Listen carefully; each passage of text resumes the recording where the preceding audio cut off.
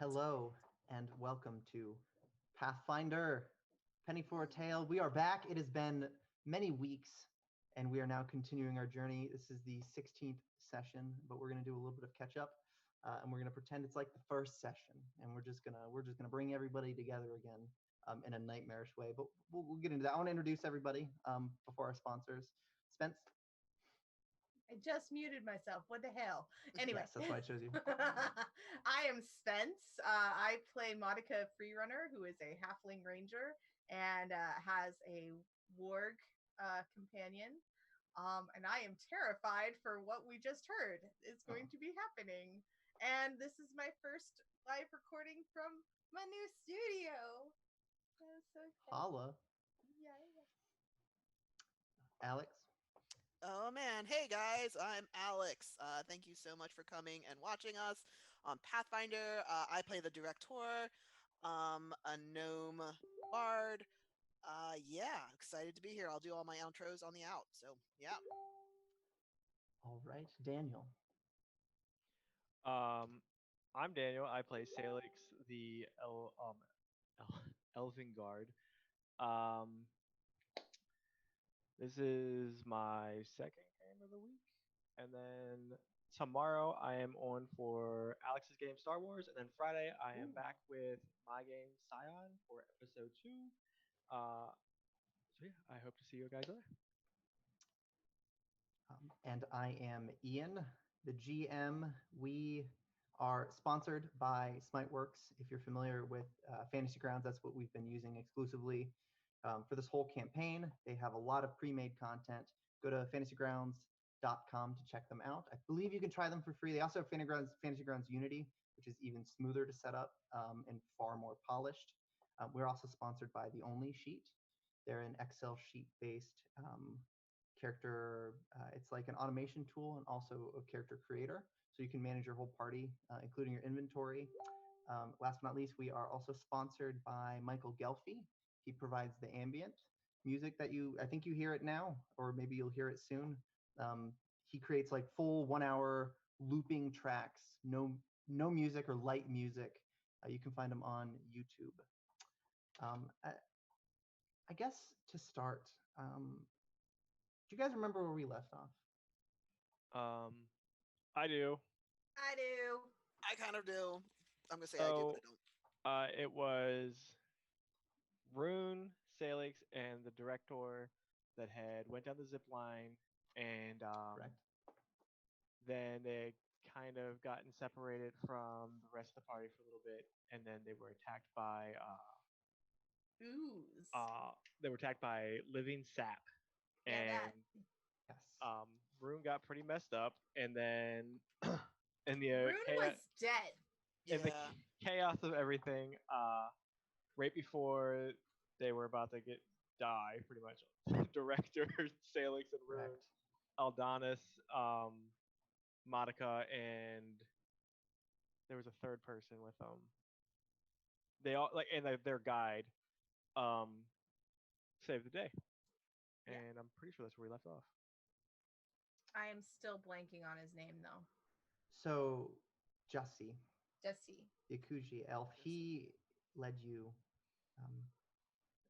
along a multi-day journey to the south to find the elephant people.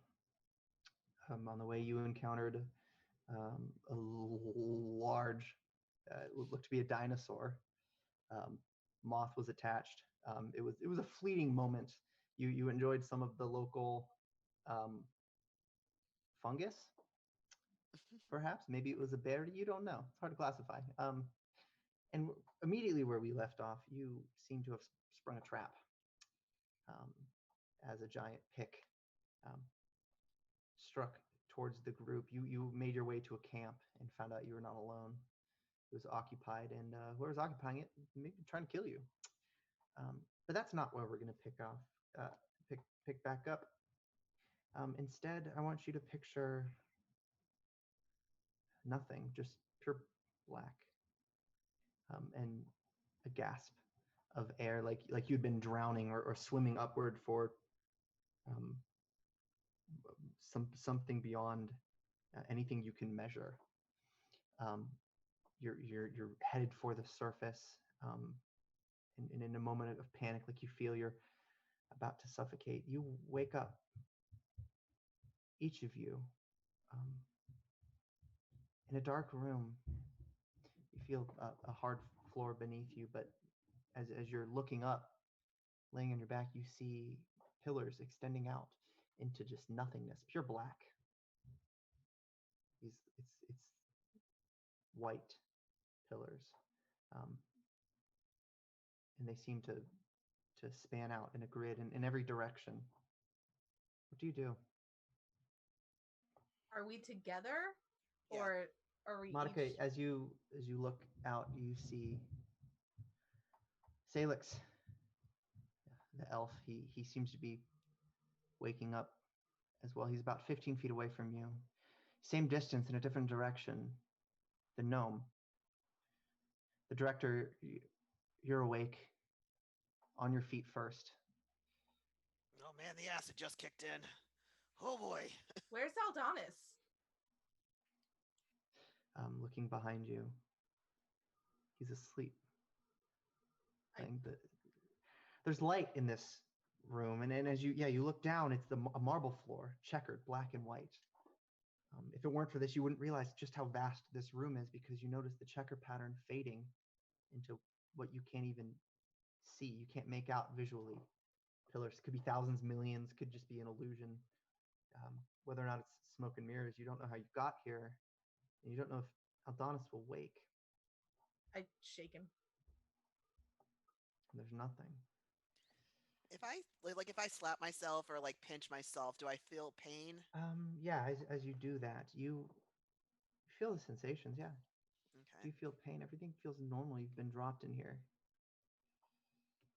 Oh, But you feel tired. this I- is just great. Where are the others? Hmm. Are the others here? Are the pillars of light, are they emanating their own, is it like its own light source? The pillars are stone columns. They're carved intricately, but they span vertically beyond what you can see. It fades to this. It's like dark black fog somewhere. If there's a ceiling, something it's holding up, you can't see it. And there seems to be an infinite number of them um, as you look outward. There's light in this room, at least on the bottom of it, but there's no light sources. Well, we are either tripping balls or we are all experiencing a mutual dream. Oh. I am leaning towards hopefully the drugs, but I don't know. Well, what did we eat last? I don't remember much of Neither anything. do I. Neither do This I. is I think it was Um, his mushrooms. And What do- suddenly, from where there used to be nothing, now there's something. And in this strange trance, you're inclined to believe that this something's been here all along. Behind you, about 30 feet, you see a manor.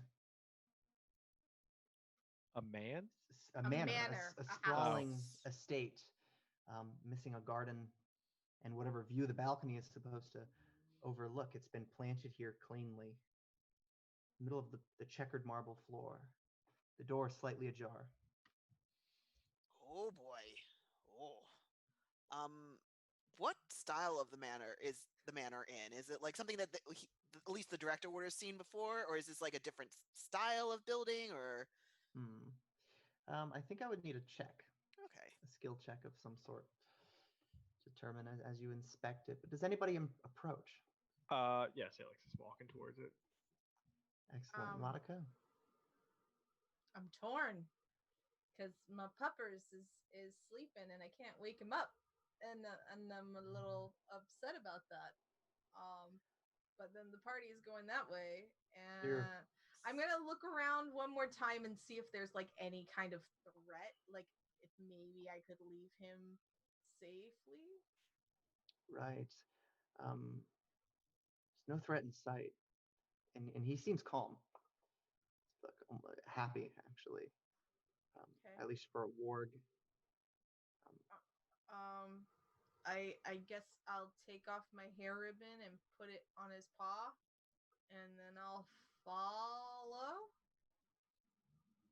Oh, Director, all you know is that this resembles something from Aveston. So you're looking at something that belongs to the plane of existence you remember, and that architecture does seem similar to what you would see in a place like Vire, but not quite. Okay. Wealthy people, Mhm. maybe in Cheliax especially, they like to enjoy architecture like that. But do you follow Sailix and Monica Oh, hell yeah. into the building? Oh, yes.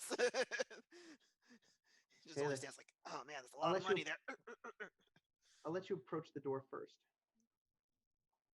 With the director or? Sailix, Okay. as you All approach right. the door. Do it, bitch.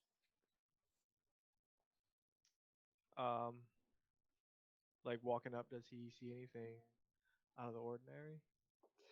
Um, Or I mean, well, well, you see more a out of the clump of ordinary? dirt with a bunch of looks like crabgrass and a few flowers growing out of it, and there's a strange sound coming from it. But everything else has been so cleanly transported. And this is nothing from your memory. Hmm. Um.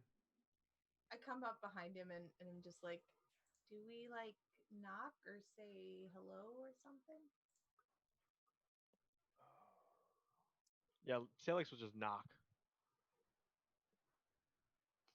You knock. You hear an echo as the columns reverberate. The door slowly opens. Um, a bit of a haunting creak. It's well lit on the inside. For burning torches. Something in here feels more worldly. If you were to step in and shut the door, you wouldn't know you've been in some bizarre, um, endless room. It would seem like a place you're familiar with. That might be by design, but do you enter? Sailix will look down to Monica and be like, well, The director enters, like, regardless of what they say, he's going in. Looking back, just just push past scuttling them. forward. Director, you notice Yes. this long hallway, hand woven rug, at least 150 feet along. There's a table off on the side of the hallway, and there's a tray of pastries. Um, you're Ooh. familiar with a place like this. You know how to Mhm. um, live at the expense of a wealthy person. Yes, I do. How do you I make like. yourself at home here, or do you refuse to accept the illusion? Well, he's okay with the illusion. Like, he is a-okay Right. with this. Like, oh man, this is okay. Well, now we're talking here. Hello. He's gonna call out. He'll call out like, hello. Anyone here? Anyone here? You hear Sailix from is No. gonna a door to walk. the left down the hall about um, 10 yards. The side of a door, and there's actually sunlight coming in from this open door, as if a window Mhm. is facing like a sunset, and you hear a voice of a woman. Yes, come in. I've been expecting you. Oh damn. Sailix, I don't like this. I don't like this one bit. I don't want to go in there. No, I don't want to do this. Uh, you can stay out here if you want, but it seems there's answers in here, and Oh, there may not be any answer. I don't know. I'm always a fan of watching the director get stabbed in the face. Okay, I'm gonna stay by the door, and if you all die, I'm gonna run. Hey! A-okay. Sounds like a plan. He'll pat her head and then walk down the hallway with the director. You it's dick. Fix Um, my hair. does the director recognize the voice? He does not. Okay. I guess when Salix actually crosses the threshold of the door, and he's kind of, the director is kind of like looking down the hallway. He's gonna kind of shake his head and be like, this might not be the best idea, but let's just check it out. Let's just check it out. We can run back, right? Yeah, and if worst case scenario, I can always trip you and make it out free of harm. Okay. Not saying not to, just maybe not. So he's gonna start kind of, walking slowly down the hallway. He's gonna glance at the pastries, but he's not gonna take one because that's How about you, Sailix? You stop at the pastries. It's a silver table with wood etchings, and it's really beautiful. And then there's a mirror above it. You see, Daniel loves pastry. Does Sailix enjoy pastry? They make them great at Breach Hill. Yeah, you know what? Salix would stop at the pastries. He'd be like, the director would actually kind of pause and be And- like, hey, wait, before and you eat, just put a finger in like one of the fillings. He's like, wait, okay, well, we'll see what happens. We're gonna see what happens.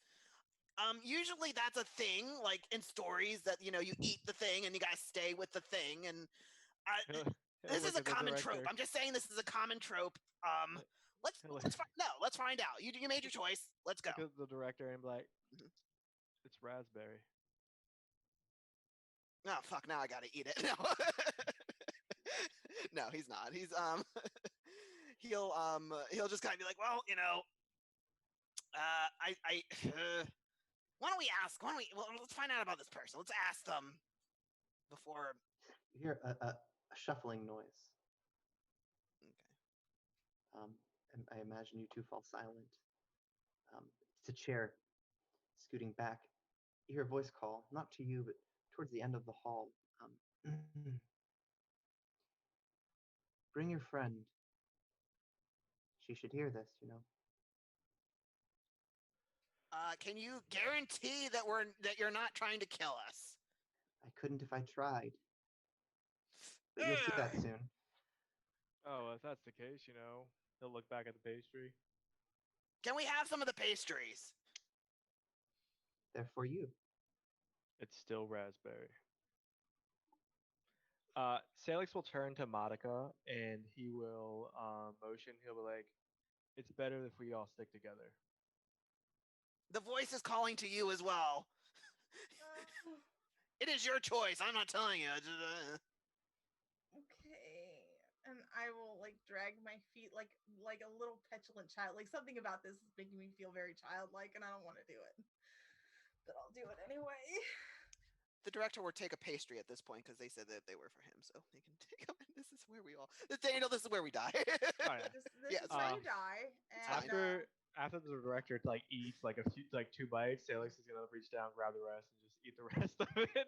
Just, You die of arsenic poisoning. well, we both will. My visual just cut out. Froze. Okay, Yep. there it goes. There you go. All right. Yeah. So the director will kind of start making the rest of the way to the door, and kind of, but gingerly and slowly. Quick question. Yeah. Are we equipped with our gear? Oh right, I completely forgot about that. I don't care. What gear do I have? Monica wants to know if she's got her daggers on. Yeah, understandably you do. The director's like, I don't fucking care. Get this shit going. You don't. All right, unarmed it is. The way I like Not it. even a holster. You haven't been disarmed. You've not had them. We're just begin with. naked. But we have just clothes naked. on, right? You're wearing clothes. Okay. Why am I in this? I haven't worn this in where's my knives? I haven't worn this since I left home. This is awful. The hell. I mean, the color scheme is off and it's a little rough, Right? but Right? it's not the worst thing I've seen you in. I don't wear dresses. Neither do I. Director, It's like sometimes you I do, but we don't approach- talk about it. Okay, what? as you approach the doorway, you notice the sunlight streaking in across the hall.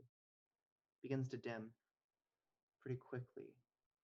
But this is in time for you around the corner, and you notice the large window overlooking what is a dining room. There's a city just beyond it, bright, prosperous looking, almost like one you remember. But before you can get a good look, curtains will shut, by themselves. They'll draw themselves to a close. Red curtains. The sunlight still making its way through, but the panorama's gone. The dining room table is empty, save for one woman at the head of it. Can he see her? Yeah, do you step in? From where you're standing, you see just her arms and her. She has some food. He'll kind of motion for the others to come here, and then he will step in.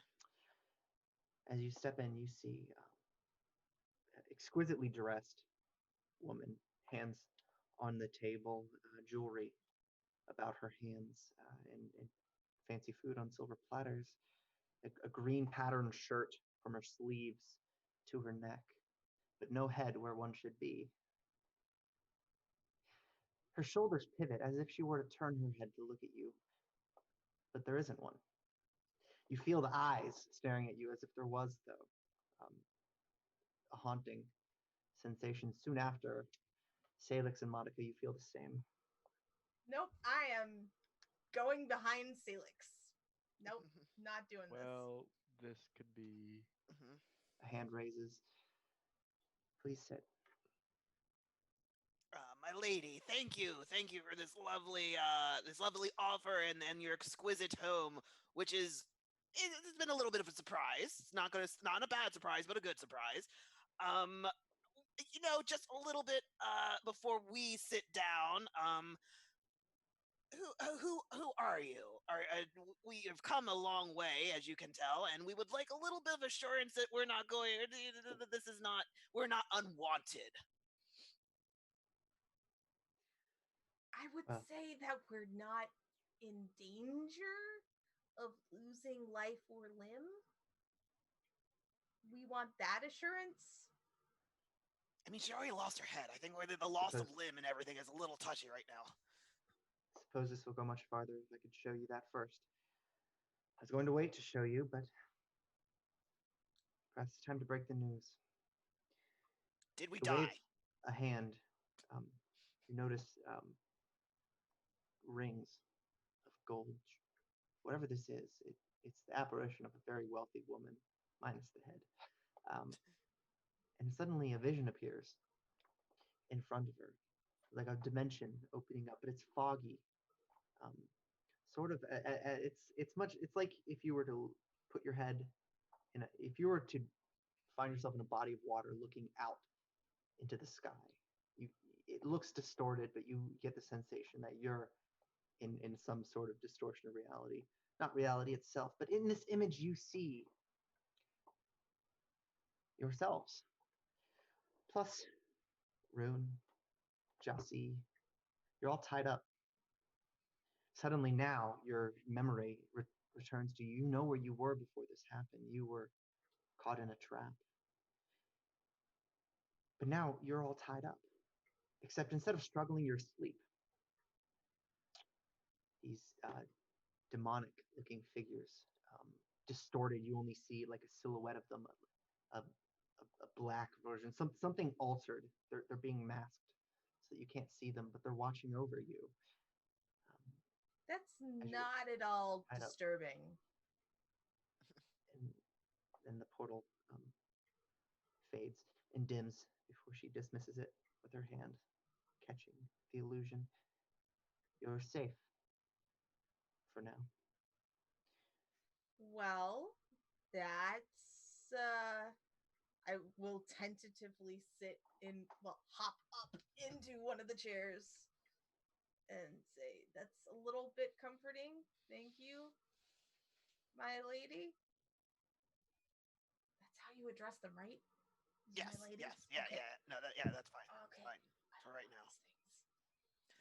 Yes, that was your insight is greatly appreciated, and it looks like that we might have a little bit more information than we do regarding our real lives or our real situation and our position here.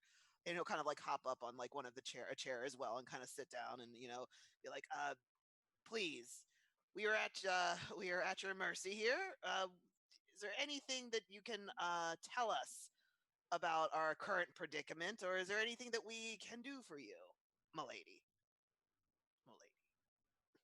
Well, I might seem as though I'm at an advantage here, but I require your insight. You see, I've taken interest in Rune for quite some time, long before you've known him. But I wonder,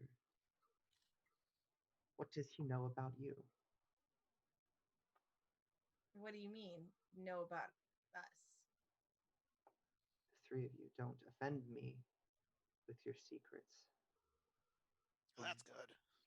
I, I mean, But- he knows just about everything about me. So. Oh no, he knows like next to nothing about me. I don't know about that, but it's not that. You know. I want you to understand that Rune's life is at risk. You have my undivided attention. And what makes his life any more valuable than ours? Do you have more pastries? Are you sure you're not a halfling? I'm the one who's supposed to be super hungry. I've been mean, in I the know- jungle for a month. I've been in jungle for a week. I know it's like almost maybe 11sies, but still. Okay, so He likes his, fancy things. Also, why does his life apparently is the one that's in danger, and that's why his life is the one that we're focusing on now. Okie dokie.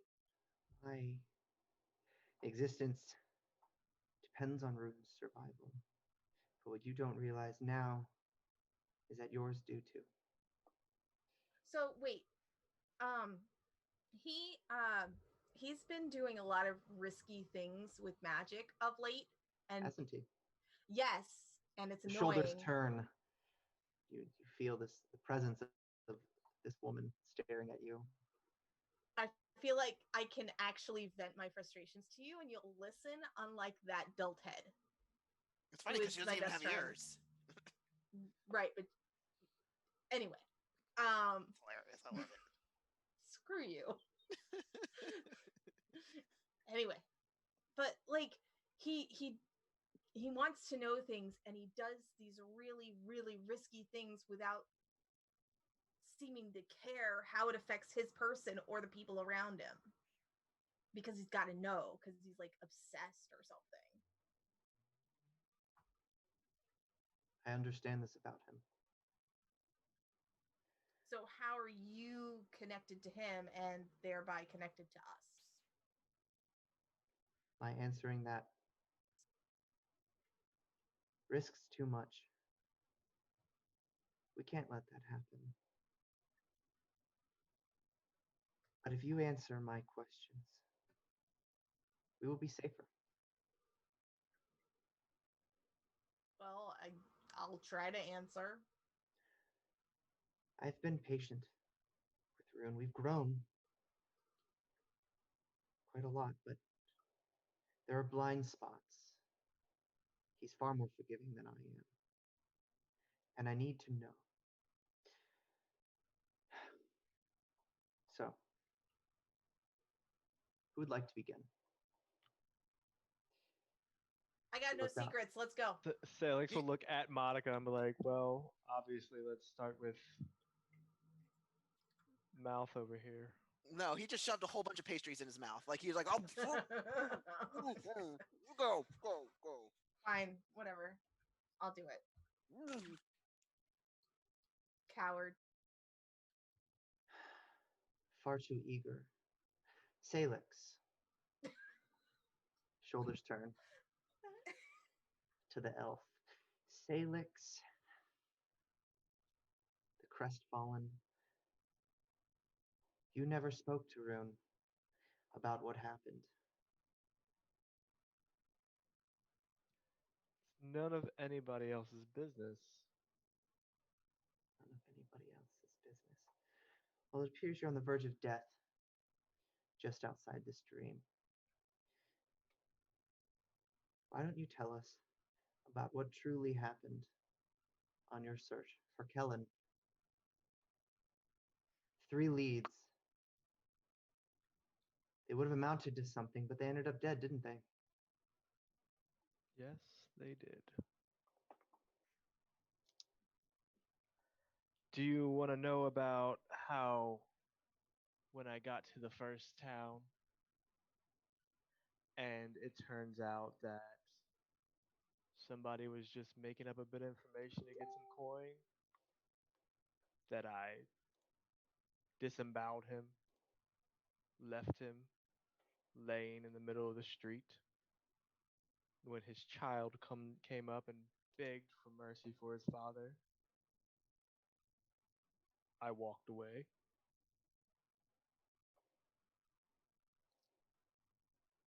How do you feel of that? Justified. Justified, but not forgiven. If you had to do it again, would you?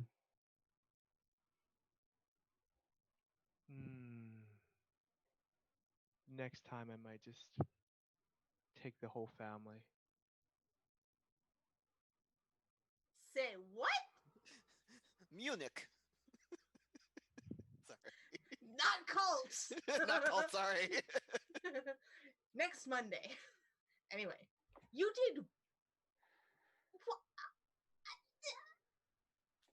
Monica, you have to realize I was with Kaylin for longer than you've been alive. No. I get that part. And when he disappeared, he took part of me with him. Like a When literal or figurative part of you. when elves, when they pair together, they just share more than a bond. So when he left, he took my part with him, and I want it back.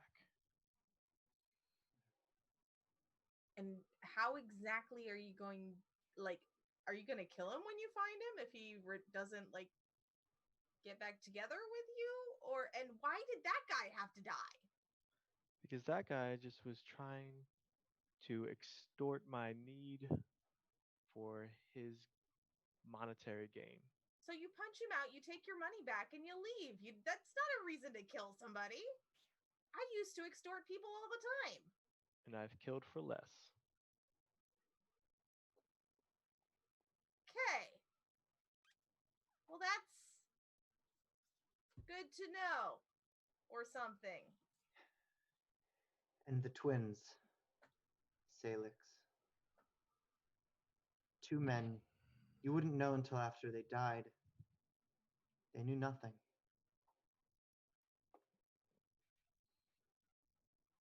How do you feel of that?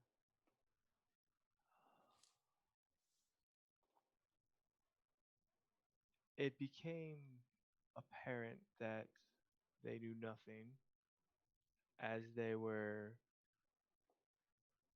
breathing their last breath. I feel regret for that one. Only one had to die. But to keep revenge from seeking me at every corner, you tie up your loose ends as they come up. And yet now you seek redemption. You pray to a God you haven't considered before now. You wonder why he is yet to respond.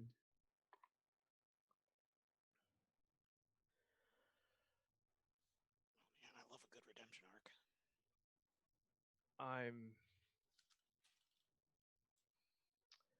I'm coming to terms in my own time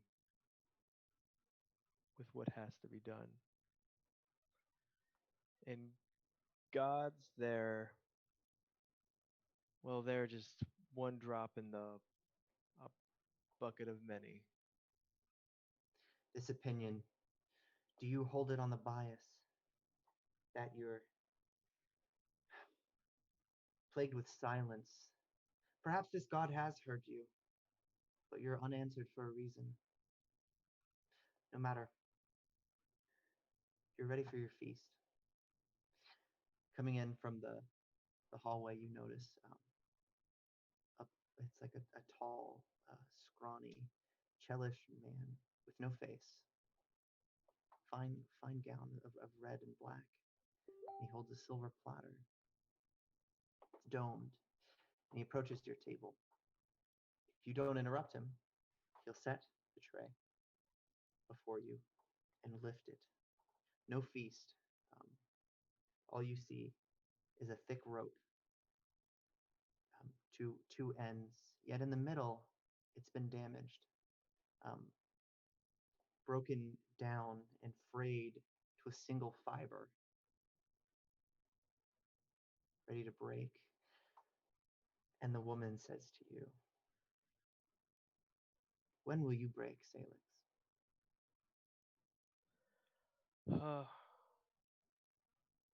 He'll like, I guess, pick the rope up and just kind of like pull it to like, I guess, try and snap it in half, then set it down. It snaps. He's like, I've already broken, and slide the plate across. Acceptance.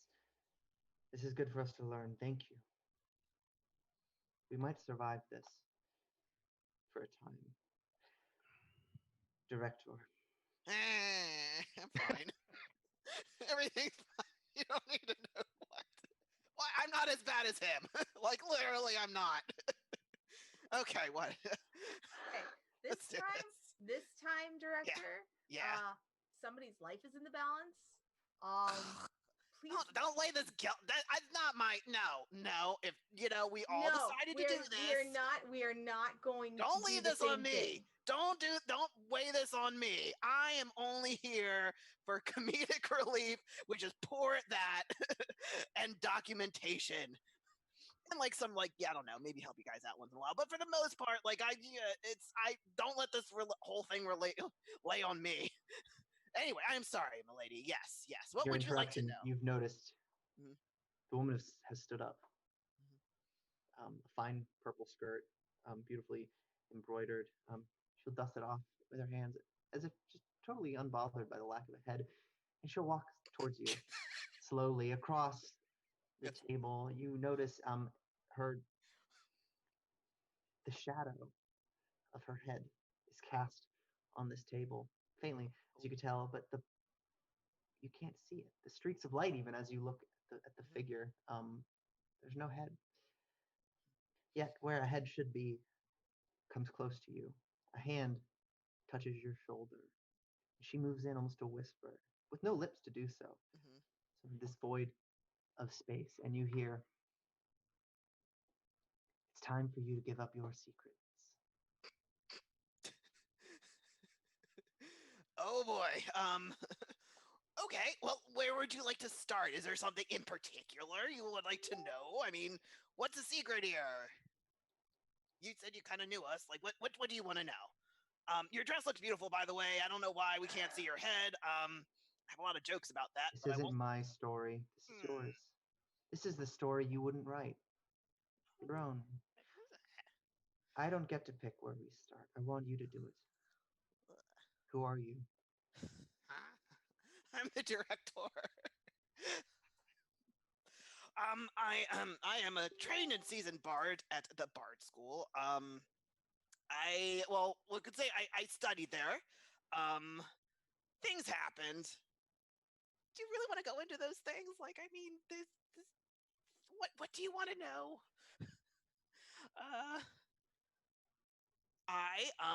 Okay. So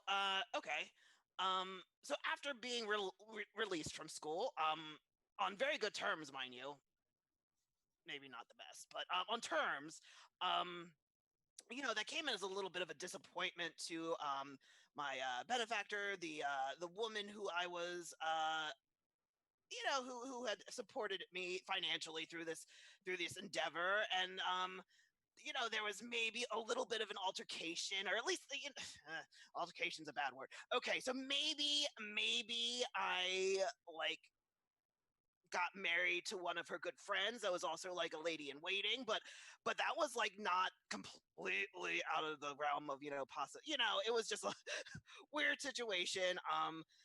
And that was it was fine. It was a lot, and he's going to continue to stutter. Yeah, He's you just gonna, notice something begin to form in the center of the table, like an illusion swirling up the ingredients, baking some vision.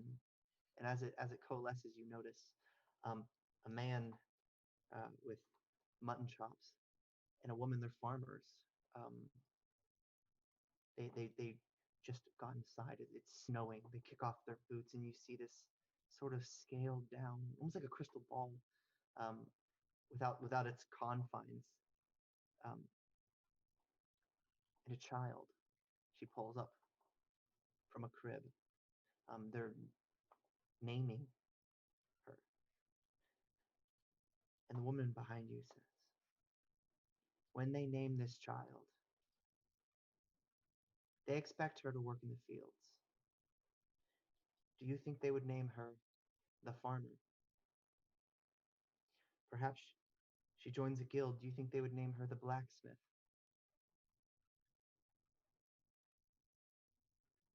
I want to know what your name is." Ooh, no. See, nope. That's a that's a little bit of a thing for gnomes. That's a little bit of thing for people really. No, okay. I will give you a name that you can call me, but my name is that's a little bit of a hefty price there, my lady. I could whisper it maybe. Like, can we do like a little tiny whisper? I don't care if your friends know it. And she'll point back to the head of the table. I want him to know it. You look over, and it's a shocking sight to see. Rune's Ravenswood. He's slumped down. He looks not asleep, but unconscious. A pained expression. There's no eye patch. It's a crater where his eye would be, and something slowly dripping, calmly black, ink black, off.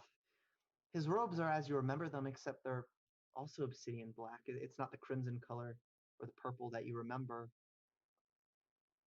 He's breathing heavily. Sailix will Slumped out on the table, one elbow on the wood. Sailix You will tell him. make his way to like try and go to him.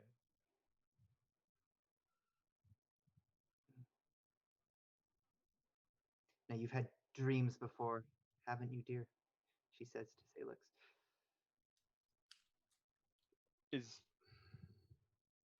Is he not here with us now, Are or? you here? But Monica's here, and he's whoever the fuck the gnome is here. The director. We're all here talking. Is he conscious in this state? Rune will be okay. We have control of the situation. Director? Yes. Rune will die one day. Yes. It's understood. Yeah. It's been written. Yeah. And it will be tragic. Okay. Are you willing to mantle the guilt? Oh, well, I don't really have a lot of guilt for that. I mean, it's a story. It has to happen. But I will. I mean, if it's like all hanging down on my name, which is such a stupid thing. Yeah, sure. I'll tell. I'll. I don't like it. I'll tell him. I'll tell him my name. Do you want me to go over there and tell him? Okay. All right. Please. So he'll kind of like push away from the table and like jump down and like go over and move up and kind of like hold on. Okay. Lift himself up and lean close into, and I'll message you, Ian, with what Yes. I'm about to say. And he'll kind of, God damn. Okay. All right. Here it is. Okay. Okay. All right. There. I did it. Right there. That's what I said.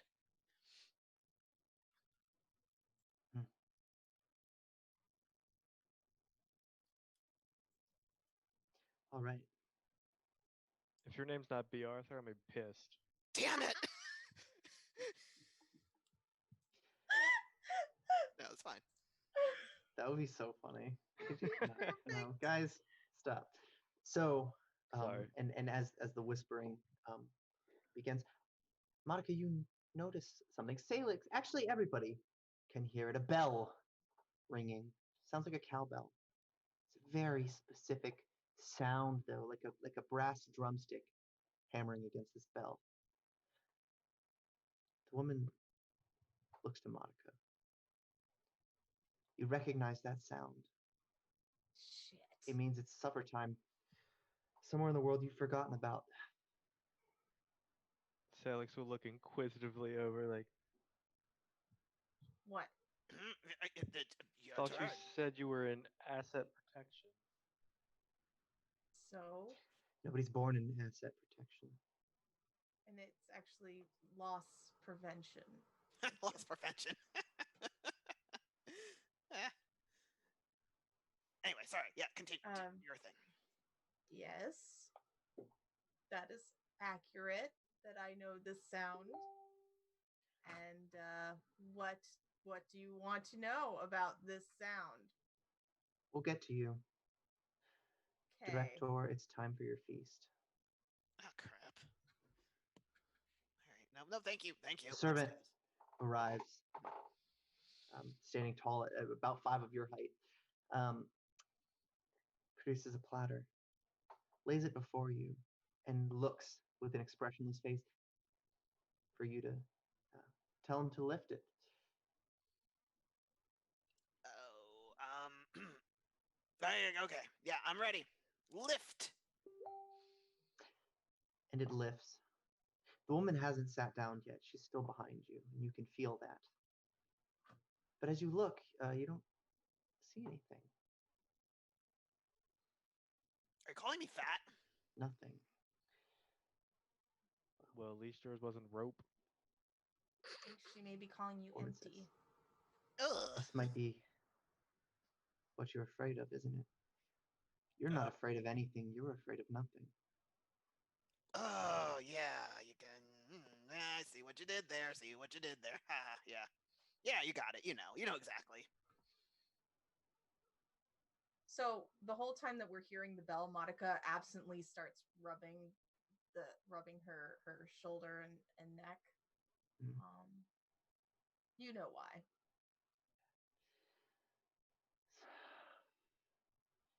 Director, it's truly a shame because you didn't even have a bad life. You chose to fight against a good one. Some of us didn't have that luxury. And she turns to look at Monica.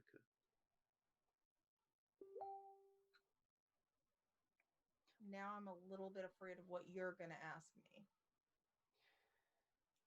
To tell the truth, we know much about you. And she Well, you should. turns to look at Rune. We've spoken with you. What do you mean we've spoken? Well, Are you talking about when he talks in his sleep? Because I'm not really engaging with that. I'm just like, okay, go to bed.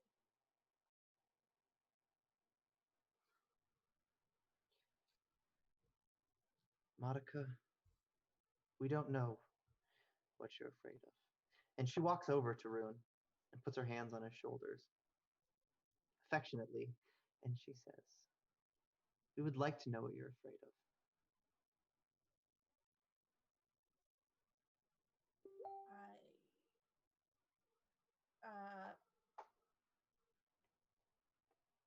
I don't think you really know what you're afraid of until something happens. And he wouldn't know what I'm afraid of because he's fucking blind. Wait.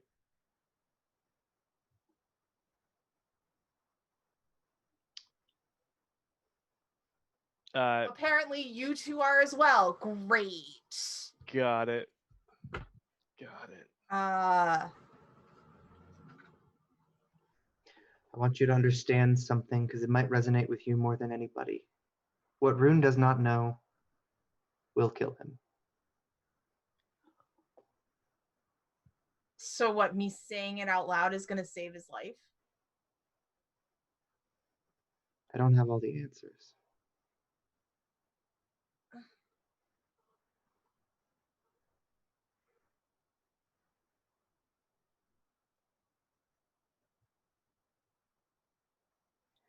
So, what's on her plate?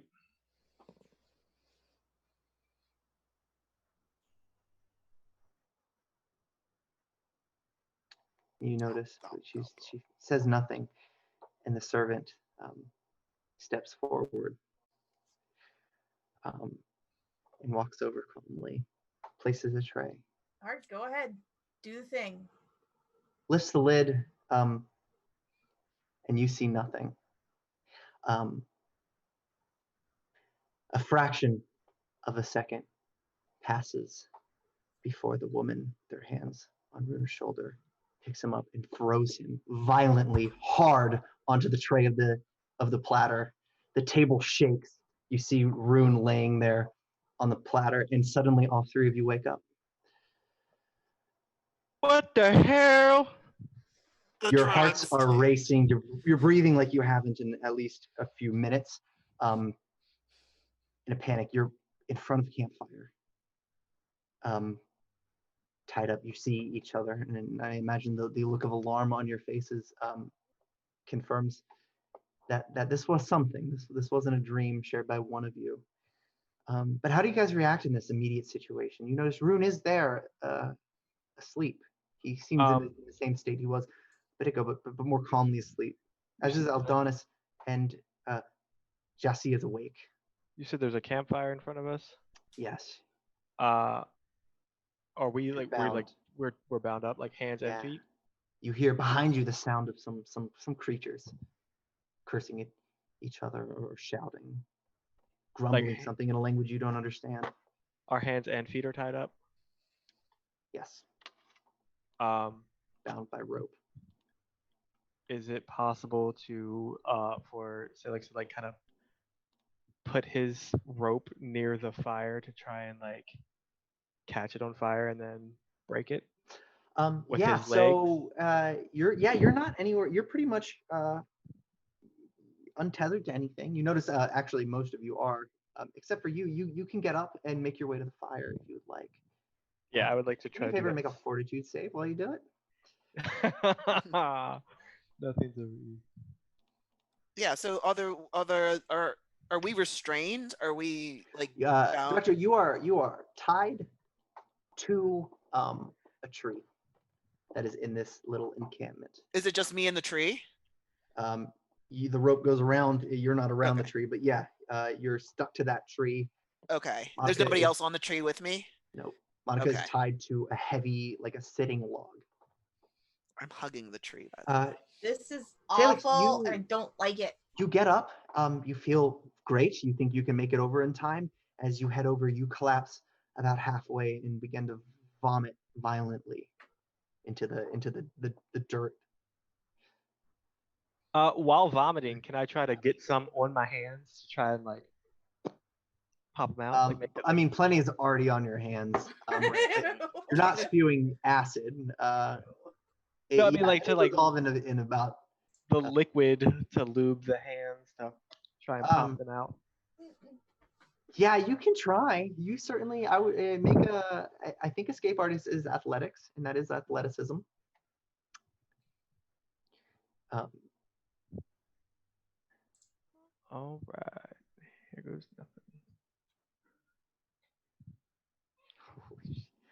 nothing. You managed to break free. You slip your thumb out. They tied it just too loose on the right arm. Your feet are still bound, but your hands are free. I'm going to try to frantically or quietly untie my feet. Yep. As you turn over on your back, just tactically undoing yourselves. You might scan out. You notice it's a ring of fallen trees that make this encampment. Enclosure. You notice some figures on the top, keeping watch. They're looking outwards, not towards you right now. They seem to be arguing about something off in the distance. As you're working on that, it's going to take a while. Monica, the director. What are you doing this Alright. time? You see Sailix. Yeah, can I see Sailix trying to do this? Yes, Okay. doing All an right. excellent job. All right. So what I'm going to do is I'm going to cast Pyrotechnics. Let me hold on. Let me see if I need a verbal component for this. I don't think I do. Let me double check. And I'm going to do if I can do that, I'm going to do the smoke screen and not the fireworks. All right. How about you, Monica? Okay. I mean, are our hands behind our back or in front of Your us? hands You are in said- front, and You said the I'm rope. tied to a big log. Yeah, yeah, Um, held one. They used to sit sort of near the campfire. honestly, I think I'm still super shaken by Yep. the last part of that nightmare. I don't think I can do anything were until I shake Quite that restless. from You my head. notice the scratches from the nearby the bark. They tore up your arms a little bit. There's sand in your eye. You were definitely struggling a little bit in your sleep. Yeah. What I wouldn't give for some magic right now, like to do something useful.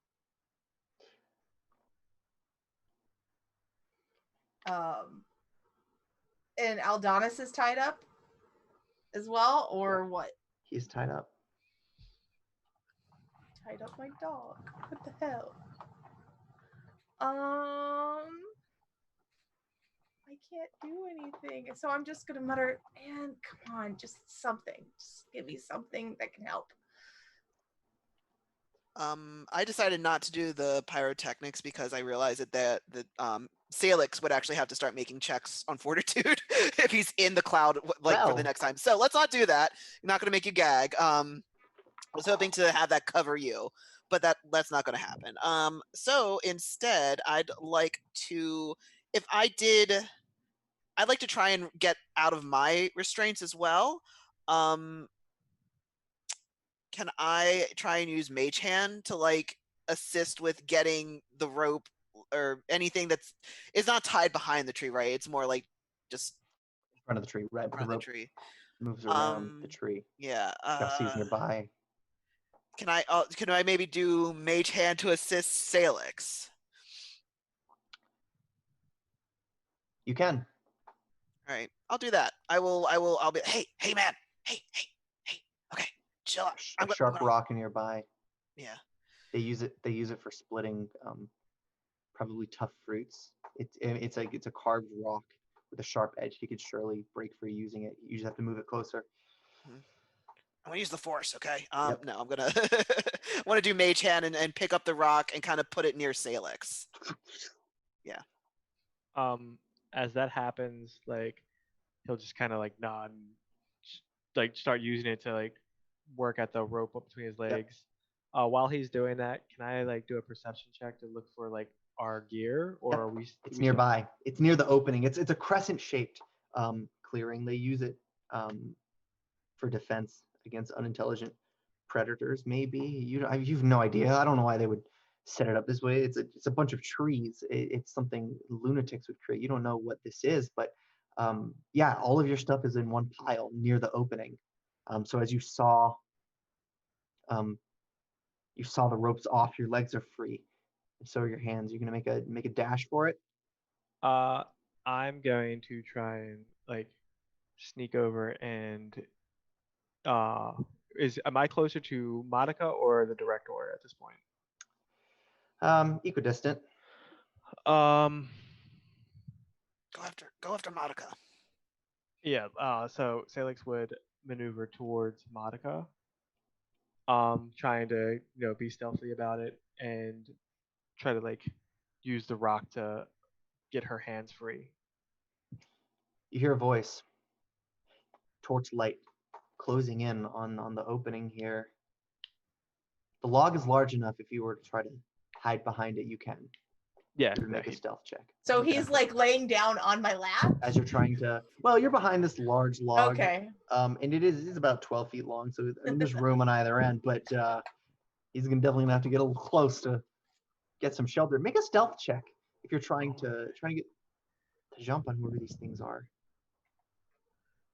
They're yelling. And what languages do you guys know? I wonder. So I speak Draconic, Goblin, Halfling, and Thieves' Cant. Oh, perfect. And apparently we have Thunder. Nobody has anything pertinent to this. Well, I don't even know where to check for languages, honestly. it's difficult. It's half Draconic. Languages are in the notes tab. Oh, okay, I got you. Yeah, no, I know Celestial, Common, and Elven. So I might pick up like a couple of words. Draconic. Yeah, they're at an alarm. Something about intruders. Checking on them. And something about making the idiots do it. Two figures emerge, but you can't see them without risking your head poking out and revealing your place, unless you wanted to be not so stealthy. You could reveal yourself, attempt at a distraction. Director, are you going to pretend to be asleep? You're still tied. So is Jassi. You are muted. Ha! Sorry. Yes, I'm gonna try and be asleep. Right. But he is gonna kind of like try and open one eye ever so slightly to get a look at what these things are. Okay. Jassi makes no such strategy. He begins to verbally taunt these things. Make a perception check. Sure. But Jassi is it's dark out. It's about the middle of the night. He's cursing out in their direction. Is he cursing out in like the language? It's an Akuje. Yeah. Okay. It's like an attempt. Maybe he thinks he's about to die and he's ready to taunt them out before so. But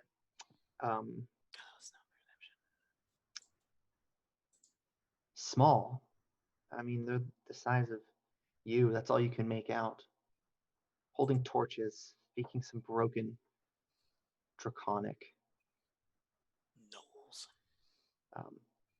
One of them approaches Jassi and backhands him in a bit of a jump because it's quite small, and inspects one at a time, looking at each of you.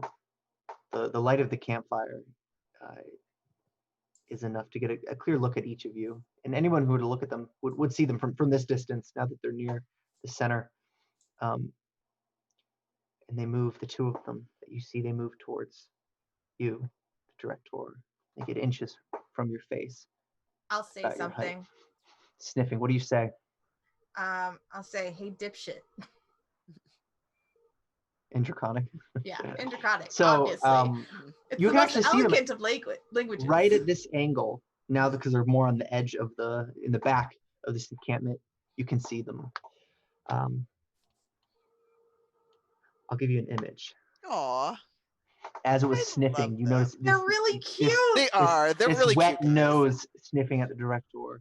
Turns the suddenly. minute I see it, I'm like, oh. Yeah, and I will say in Draconic, you guys are so cute. it Sailix pulls is a like, weapon, which is just binding over this jagged tooth. And it steps closer. It looks and sees Monica and Sailix. Yeah, at that point, Sailix will make a dash for the weapons. Am I free now? Can I also like Interesting. do the thing? Yeah. Depending on what you guys all decide to do right now, it might need to be initiative. But what do you guys? What's your immediate reaction in this scenario? So the one in front of me? Is that the one that like left? Is he gone now? That's the one that looked and headed towards the. There's another one still watching you, but not that close. Damn it. Okay. Never mind. I was gonna join past with him. So if I'm free now, I'm gonna be like, what are we doing here in Draconic? It's startled. It takes a step back and it says, "What are you doing here?" We are looking to avenge the Akuje. Okay. Avenge them of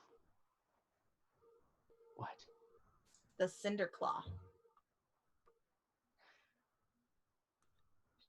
The It's your cinder kobold, claw. they Oh, look at sorry. each other.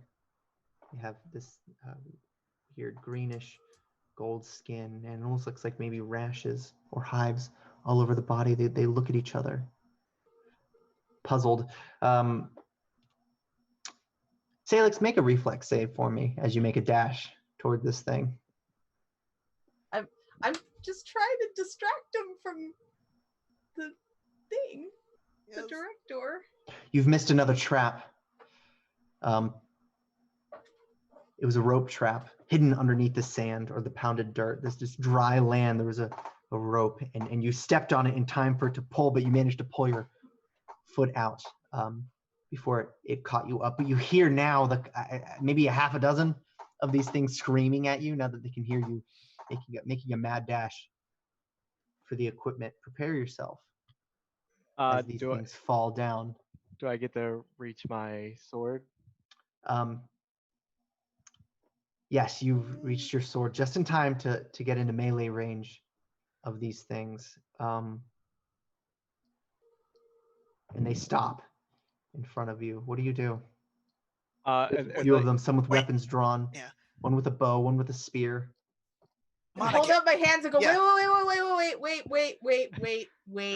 Sailix Monica, like, yeah, you can talk to them, Monica. Yeah. See what would they want?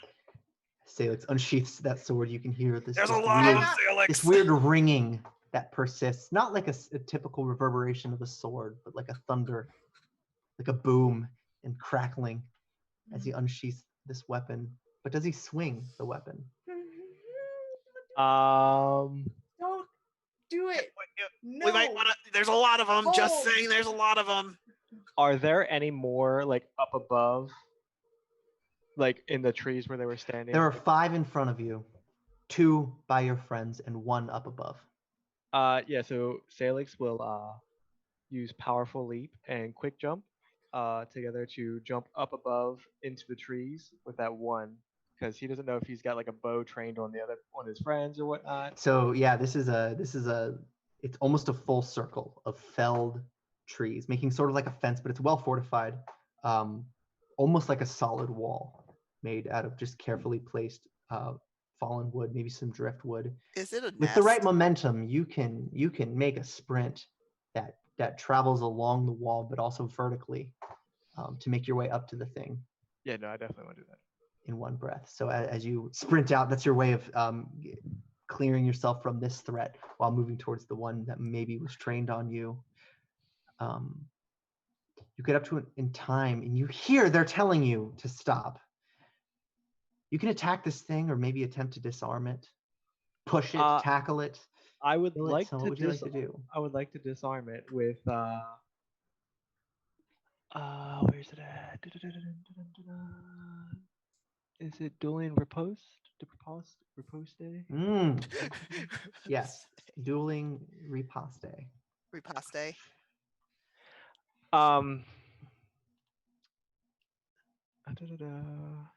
It's a strike attack. It's basically a regular attack.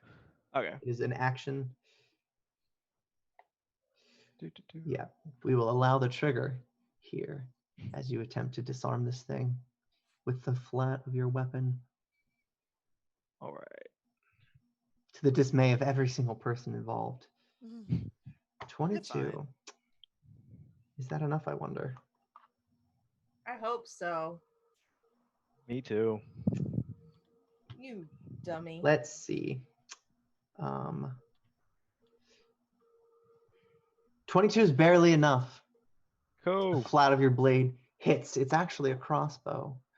A thundering sound, you notice. There's almost like a shockwave that emanates. Birds flying, they scatter at the turbulence, and the crossbow shatters into pieces. The thing falls down with hands out. It's that universal sign of mercy. But we've learned today that you maybe don't interpret that sign too well. What do you do? You good?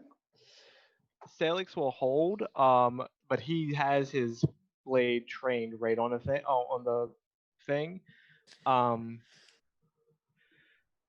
And like it's inching close, like it's Right. like pressed right up against Now, the thing's because sternum. you've moved all the way back around to the back of this encampment again, you're now above, right behind where the group is and where that log is. So now they're looking up directly at you. Monica, director. Hold on. We don't. This may be a misunderstanding. So let's all calm down. There is no calm down, Monica. They had us bound and gagged around a fire, and our things were trapped. Do you speak Draconic? Do And- your speaking, and if I am anything speaking happens. in Draconic, so you didn't hear anything that I just said. Oh no, like the Sailix is like spouting these off. Okay. And while they're doing that, the director will actually cast calm emotions Oh, okay. in an area that can get it's a 10-foot radius, but I can move where it is, like up to 120 feet. So like I'm going to try and position it in a place where it can get everybody. So everybody needs to be cool. Let's sing the really cool song. You can get. We're You all can gonna either be- get the. You can either get the one. You can either get the 3 in the back with you, or the 5 that were just. Let's do the 5. The 3 in the Okay. back, I'll Yep. deal with them. But let's do. I want to get at least the ones that Monica Excellent. can speak to. Like that's kind of And that is a will save. that is a will save, and it's Excellent. sustained up to 1 minute. Right.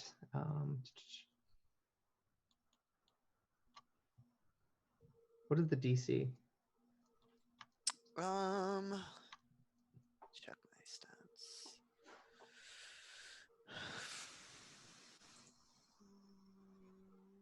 Where's my magic DC?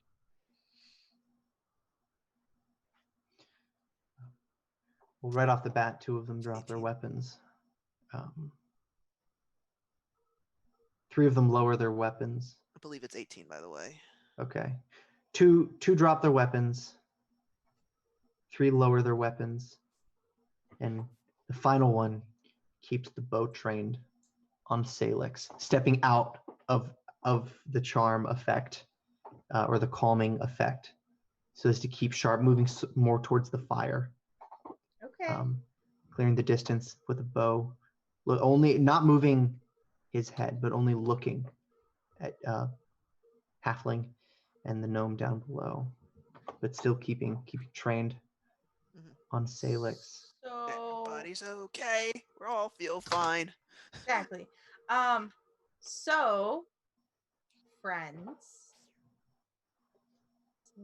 why are we your enemy? I want to be your friend. Because they're speaking broken Draconic, I'm trying to not speak Right. too fast. One of them is rubbing his knuckles and clenching his fists, wincing each time, and he moves up to you. Says, "You came here to us. We weren't looking for you. We were looking for a place to rest.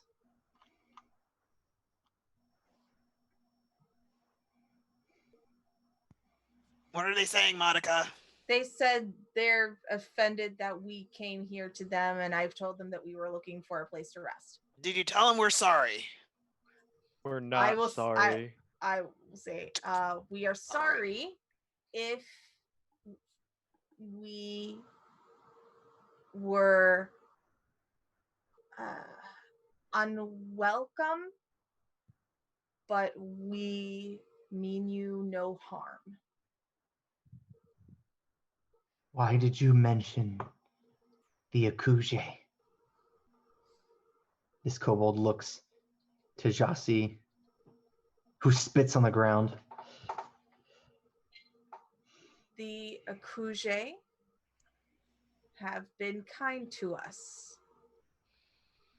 And our friend is helping us to get rid of the Cinderclaw, who have hurt both their clan and ours. We have been hurt by all of them. It's going to walk over to the dirt where Sailix threw up. With his bare foot, he's going to kick away some of the dust that had settled over it, and you see the vomit, whatever Salix's last meal was. And Mushrooms. He points up at Sailix. He is cursed. What are they saying, Cursed? Monica? They're saying that Sailix is cursed. And And the just kind of kobold like, lifts Cursed with his arm, ugliness.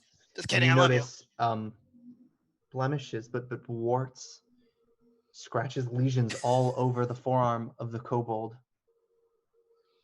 And he points up at Sailix. Look. Sailix, they have boils on their arms, and they are telling me to look at you. Does Sailix, this look familiar to you? You feel dizzy again. The stakes are a bit higher because you're on a wall, and would find it quite embarrassing to fall. But if you would like to look at your forearm, maybe roll up your loose sleeve. Yeah, I guess.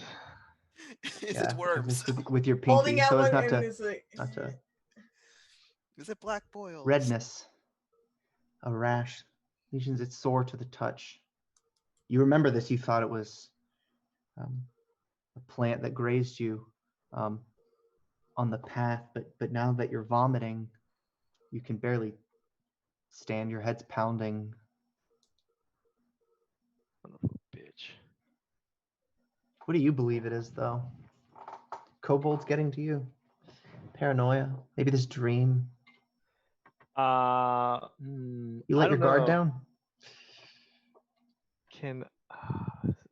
I don't know. So Salix looks perplexed, even if he tries to hide it. Monica, director, how do you respond to that?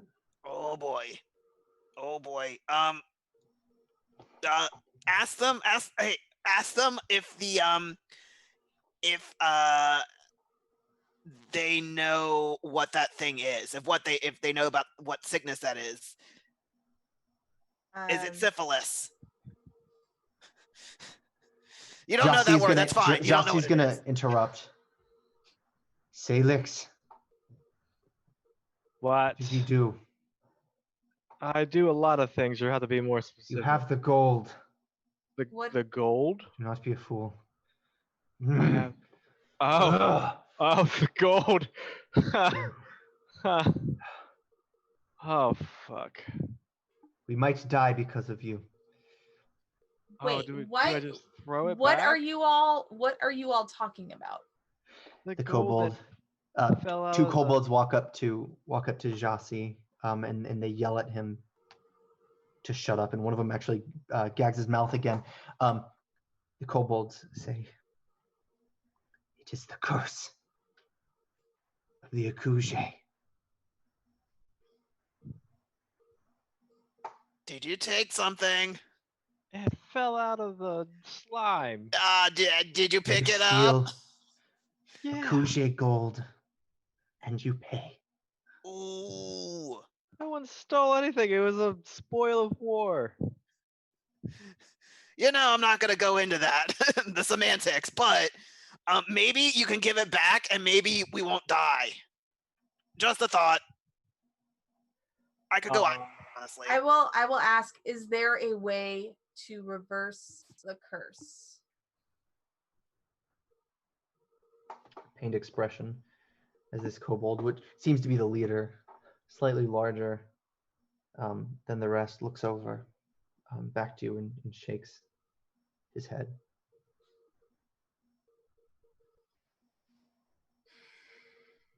If we leave your lands, will it relieve you?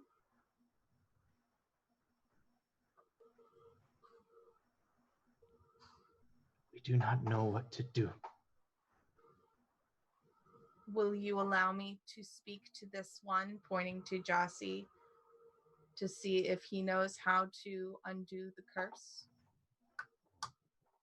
With a wave of his clawed hand, two kobolds release the binds on Jossie's mouth, hands and feet. And He I breaks. will look at him and say, "Thank you. My name is Modica. What is yours?"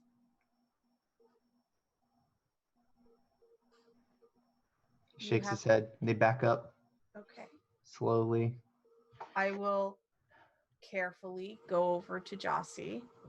He wipes his mouth almost obsessively. Stop. You're making it worse. I'm not. Could How? have given it to me. How do we undo this? Sailix took something that he shouldn't have. I didn't take it. It fell to the ground. I picked it up. He Shut took up. That's a draconic. You can't understand it. the blood of Dahak. He stole it. Bro? But Dahak is our ally No, he's not. through Reika, right? Sailix. What have you done? I picked something up that was laying on the ground. I know what you picked up. What'd you pick up? Say, Alex, what'd you pick up? Like, say, like, so pull the piece of gold out of his pocket and like toss it in one hand. This. That's it. That's literally it. It is poison. Ah, tits. To the Akuje, the gold is poisoned.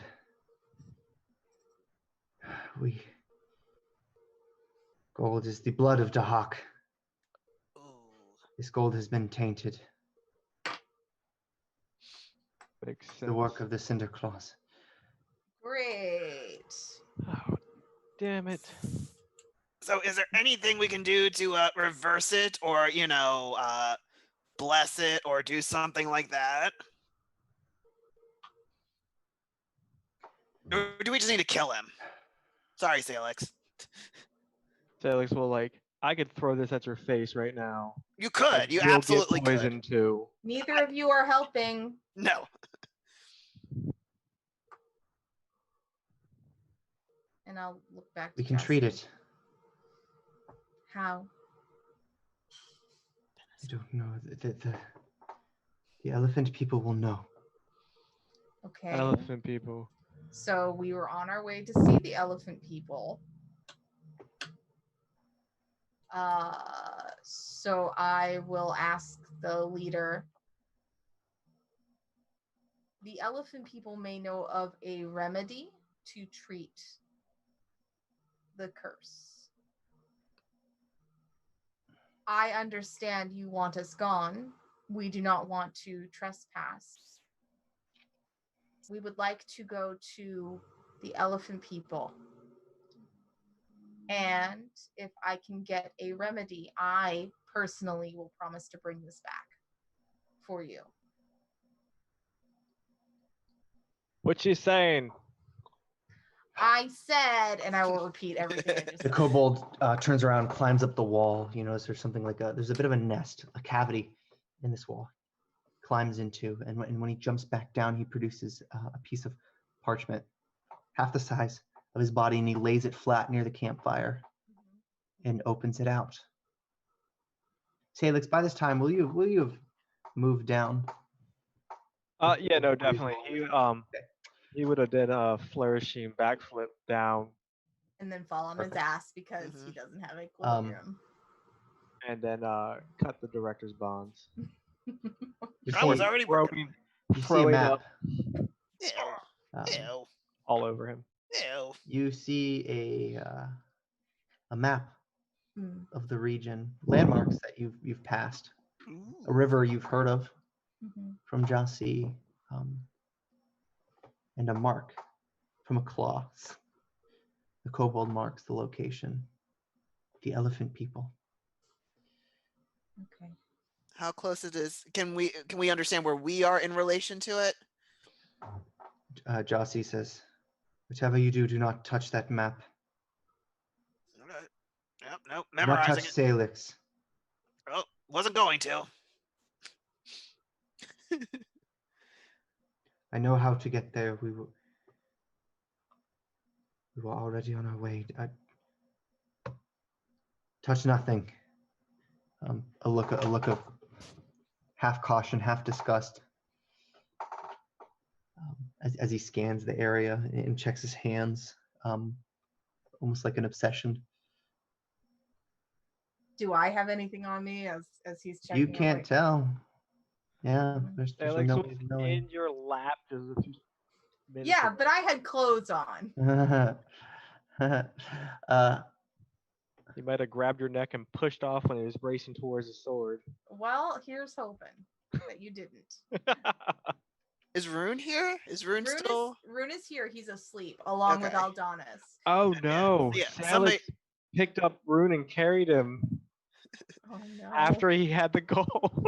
Oh no. Sailix would go over and be like, "Hey, one of you, or with a stick, try to like pull, like, move Rune's robes up to check on, like, to see if he's broken out in a rash too."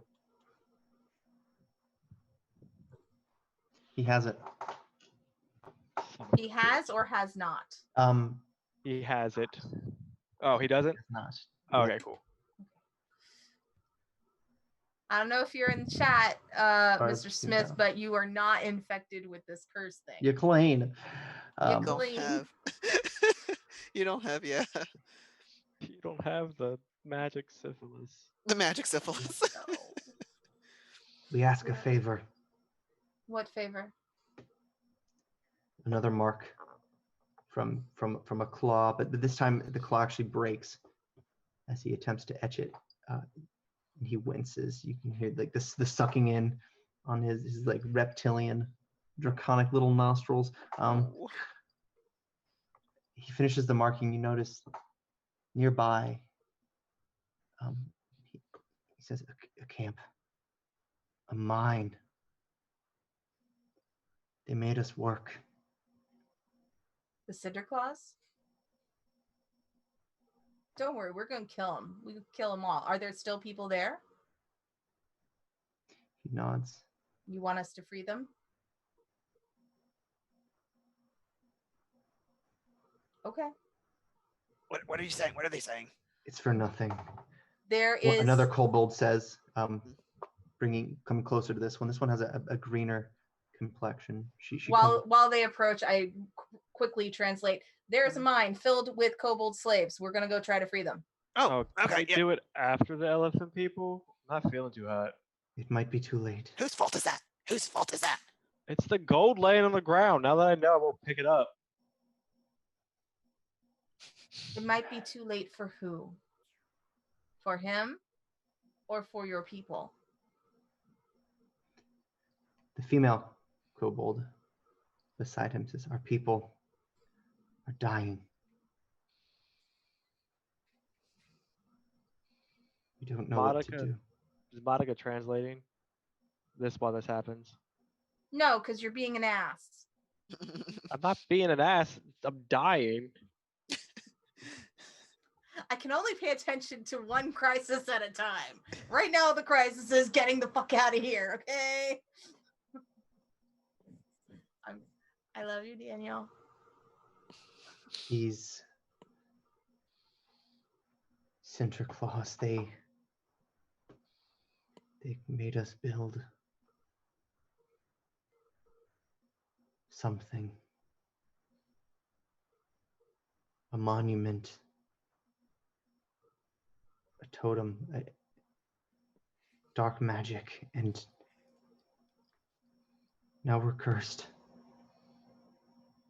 Can you draw what it kind of looked like in the sand or the ground? Moving the map aside, smoothing out the dirt and sand mixture on the ground. He begins to carve using his weapon, it looks like maybe it's some sort of maybe like a cat tooth.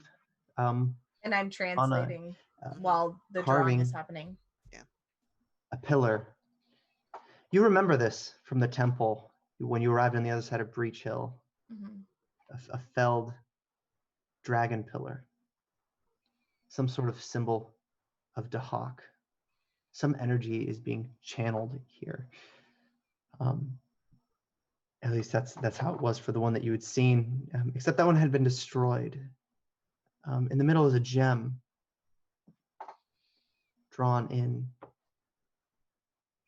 and he taps where the gem would be in this sand drawing. Great power.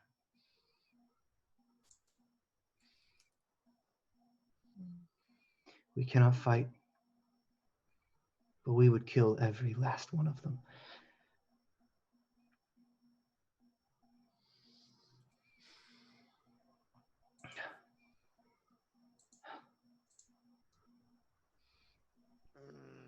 Take some rest. We will depart quickly. Using his weapon with the flat head on the top, he pushes himself up to a standing position, and then limps over to a nest above. They all seem ashamed to be even near you because of the curse. They have some sort of understanding that it spreads, and with that, they all sort of depart into the wall or into the corners of the camp. I will go and free Aldonis after getting my weapons and put Rune on Aldonis's back. And wake up my So the warg. second you touch Rune, you get a flashback to the last thing you dreamt about. Maybe you had forgotten that it even happened until now because of the shock of the whole situation. Him being thrown suddenly onto the table, the violent the sound that woke you from that dream. You don't know what it means, but so as I get him attached to Aldonis, I will whisper to him what I know in my heart that I haven't said out loud. And then I'll tell him to wake the fuck up in Draconic. add in some Draconic swears. Yeah. It's nighttime. You're in the middle of the jungle. Predators are about. What do you guys want to do? I'm gonna ask. I keep calling him Jossie. Yeah. What his? You think we can make it to the elephant? Do you think it's safe to traverse at night? Are we down to that option? We will be picked off. We must Okay. rest. Okay, we can rest. Yeah, that's fine. So, have you had any weird dreams, Jossie? Are you sick too? Is that a thing of being sick? Is that a symptom? I know nothing of these dreams. Okay. No, I don't feel sick. He stares at you. He doesn't believe you. Okay. He thinks you're caught up in this curse, and he'll take a step back from you and then distract himself as he sets up camp. He's picked a spot about 50 yards away from the kobolds' camp, using some of that light to come in. Keeping a distance from them, he sets up a bit of a shelter to rest using the scarce equipment you guys have. Rest, Jossie says impatiently. He'd only just set up the camp, but he seems bothered, stressed, unable to sleep. So he demands that you do. All right. Yeah, sleep. Yeah, Sailix would try to sleep. Jossie takes watch. How about you, Monica? Oh yeah, watch. the director will offer to take watch. He'll take. You know what? I'll do first watch, and then you, if just to get you some sleep, and he's kind of like motioning to just Jossie. Yeah, Jossie will take you up on that.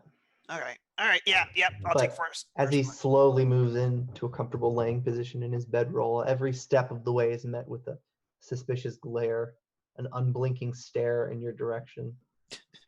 He's seeing right through you, even though you're not lying. Sailix He is doesn't gonna go. trust you. Sailix is gonna go spoon him. Like, saddle up, big boy. Will I not like to let be the that big happen. spoon. I do not let that happen. Disinfect you. No, that's fine. He falls asleep. Once he trusts that you're not waiting to set off on some side adventure in the middle of all this, you flighty gnome, you. Monica, you wake up. Well, I wouldn't say you wake up. The warg wakes you up. Okay. He's up before you are, which might be relieving for you. You three will notice you had a dreamless sleep. Oh, yay. I was worried about that. Something of a debt, I guess. You were owed a calm sleep. Jossie would be making breakfast at this time, but supplies have been running low. So he's sticking to trail rations at midday. But you notice he's packing up by the time you guys are awake. You hear the birds since the sun is rising. Sailix, Mm. you gonna help clean up camp? I would You're the kind of person offer. that relaxes and. I would offer to help, but I know he doesn't want me to help to touch anything. So I would just like, hey, would you like some help?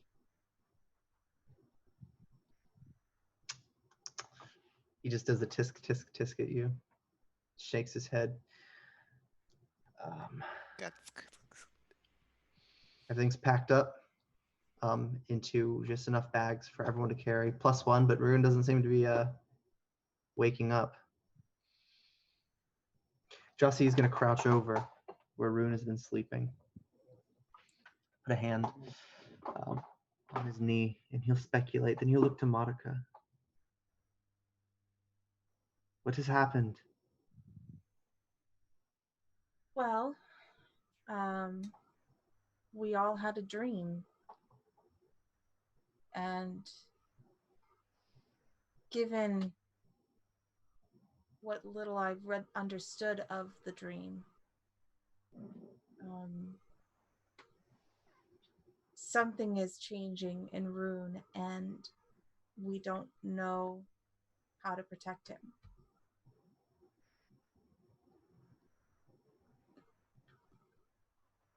There is a darkness about him. There's darkness in anyone who goes venturing into the unknown. And magic is very unknown.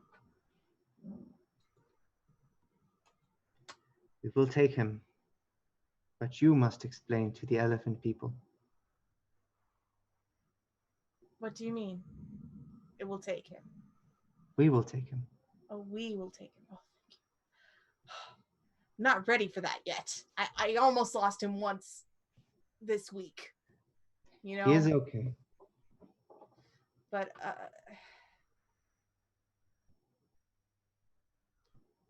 We must go. I don't even know what I'm going to explain to these. What language do these elephant people speak? Because I only have a small handful of languages, but clearly I know more than most people. I bet you they'll work for peanuts. Shut it. Alex is And gonna they just head stare down. south. You notice as you guys are leaving your camp, the smoke column of last night's campfire and the kobolds are on the wall of their broken fortress. They wave to you. 4 fingers in the air. I wave back. I will wave back too, but as we're walking away, I will realize that they were saying Dahak and not whatever Reka is called, or Drakra. Yes. And then I will be fingering my necklace the whole way because that's Good time to wonder. Yeah. where Reika is right now. Yeah. Yeah. Where might she be? She went hunting, but So it's a did bit long to Enzo be Cool. hunting. Perhaps by the time she returned, she found out you guys left and never could figure out in which direction you went. Maybe she's ready to catch up. We don't know. But you know you have to make it to the elephant people. Sailix, you need to make me a fortitude save before I tell you how you feel this morning. Horrible. So I'm gonna go forward by saying the necklace is tucked in my shirt and not visible. Smart. Using the map that you remember from the kobolds, it takes half a day to reach a river. You guys walk at a slow pace, but it's a bit past midday. And yeah, you reach a flowing body of water, a break in the dense jungle vegetation. There aren't openings like there were, so you don't expect massive megafauna to scoop you up and eat you. Instead, you're more worried about snakes or things grabbing you from deep bushes, but you've been safe. Shassi's guidance has helped you get this far, right? As you approach the river, you notice there's actually a clearing, like a knoll, right above a shady spot to overlook the water. Sweat is beating down all of your faces. Anyone who could sweat would be. It is the hottest day it's been so far. And Jossie, out of breath, points to it. And the relief, what feels like 1,000 pounds, as he removes his rucksack. A loud thud as it hits the grass, and he falls with it to take rest underneath the tree and look What over the did river. you pack? That sounded like a lot. Oh, 50 pounds of caltrops. Ugh, yeah, I know. The camp. It's just Okay. heavy. I guess I didn't notice before. I'm sorry. Wiping sweat off of his face. He's far too tired to even. I'll go to the river and like take a couple of scraps of fabric and dunk them in the river and hand one to each of them and one for myself. The director is actually at some point going to, I guess now, he's going to sit down and actually draw out the map from memory of what the kobold had drawn. He's going to put it on paper or make it, and try and Right. get, yeah. Yeah, you have a sense of things. You know, you need to just keep heading south, get to the Yeah. elephant people, but their territory is really easy to track. What you've learned is the elephant people are a tribe of Akuje humans. Well, not Akuje, they're a tribe of Mwangi humans that herd elephants. So their territory is really easy to spot because you just follow massive footprints that all intersect and lead to muddy land, just a huge clearing. Used to be a lot of forest, but part of their economy is using elephants to knock down trees and then shipping them up or down a river. Director, what do you do in a moment like this? Exhausted gnome. You've reached a river. Yes, he is going to probably follow Monica down to the river as she gathers water, and is probably going to stick his little feet in and do some writing if he can, and get leeches all over his feet. Get eaten by a crocodile. All right. That would be traumatic for you because you could fit in one. You would be one bite I'm a nugget. to a Like, crocodile. yeah, I'm just like yeah. With your neon hair, it's just a warning. Goodbye, it's world. Like, It's come where to I me. end. Sailix, you Dessert. feel like shit. Whatever this curse was, disease, poison, you don't know what's happening, but it's eating you. Your skin feels brittle, sore. Everything hurts and you just want to throw up and die. But what do you do right now? Because you can't throw up and die. He's going to meditate/pray. Oh, okay. Excellent. By the water, by the knoll, a hill in the Under shade somewhere. yeah, in the shade. In the shade. Like he'll take the little rag that Monica had given him, like wrap it around, like put it up on the back of his neck, and find somewhere that's close to the party in the shade, and just kind of like meditate/pray to his god of Yes. revenge. Your lord of revenge, and you will remember that you've always thought of him as the god of revenge. But it wasn't until last night, that strange dream you had, you remember he's not the god of revenge, he's the god of redemption. If you misremembered, maybe you chose to believe a different reality. How does Sailix feel about his past? Conflicted, I guess. Seeing as he's fought in a lot of different battles even before he came to Breach Hill, you know. Right. So I mean, conflicted, but justified at the same time in his rage towards what he feels like he did what he had to do to get answers, even though the answers didn't pan out. Right. And this deity you pray for is silent, as always. You've not heard confirmation from him even once since this crusade of yours began. But you're stoic, right? You will press on. Yeah, or try. Puke. You hear a whisper from Jossie, who did shuffle away from you. He's afraid of catching whatever you have. Hey, look ahead. Up. And you look up towards the river. Director Monica, you will have seen this or heard this a few seconds ago. Turning into the river as it flows, it winds. This river is about 40 feet across and quite deep from the point that you're in. You're judging by the slow flow that it is quite deep. Only a few steps in, you realize you can't go much further, but turning the corner, a small boat, a jungle boat, Oh man. headed upstream, actually, which was another indication that the flow is quite slow. Some people are rowing. Yeah. Can I make a perception to see, like, get a sense of who's on this boat? It's quite far away, but go ahead, Monica. You can as well. Anybody can. I'm actually more like I'm divvying out breakfast or divvying out lunch and checking on Rune. So as much as I'm curious about that, I'm more focused on a task that's familiar. Right. Monica, there's a boat. Well, tell me if they start shooting at us, then I'll deal with it.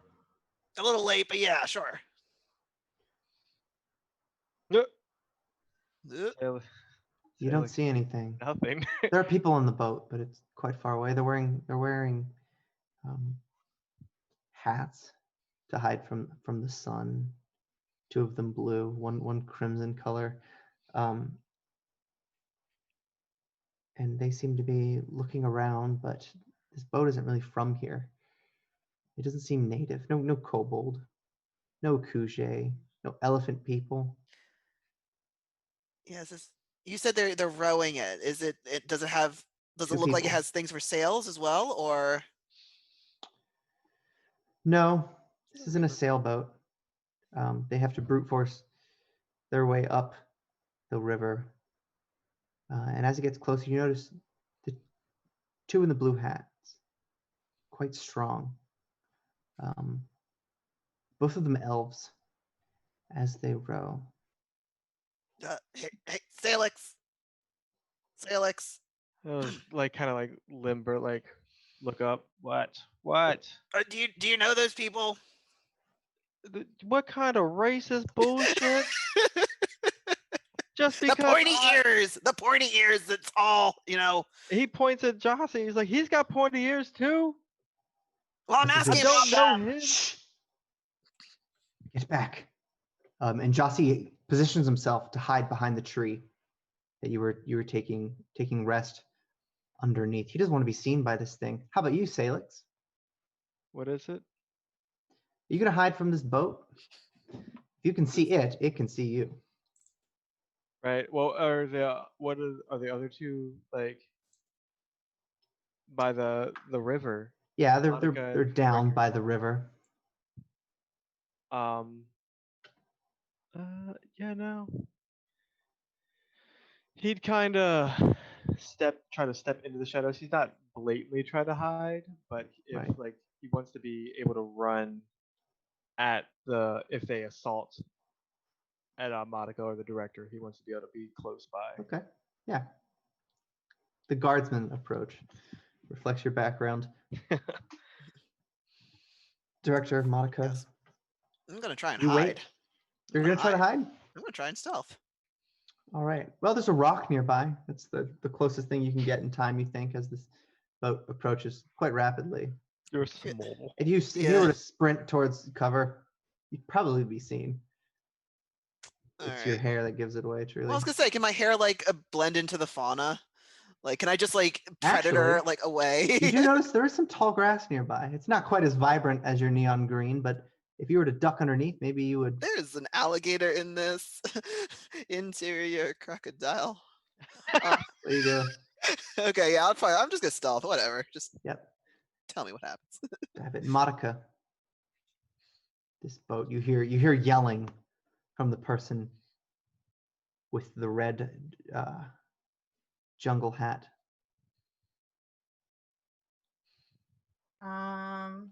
I will assume that Rune is still on Aldonis's back, and I will tell him to go and find cover and hide. And then I will try to hide. What are they shouting? What language are they speaking? Is it Elven. anything? Oh, they're speaking. So I got you would know. See, exactly.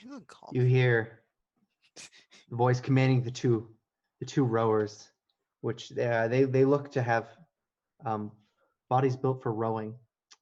They must be doing this professionally. Tanned elves. Their sleeves are exposed, but other than that, they're wearing pretty ornate robes. I mean, it's the kind of elven wear that you would expect. Row, you idiot.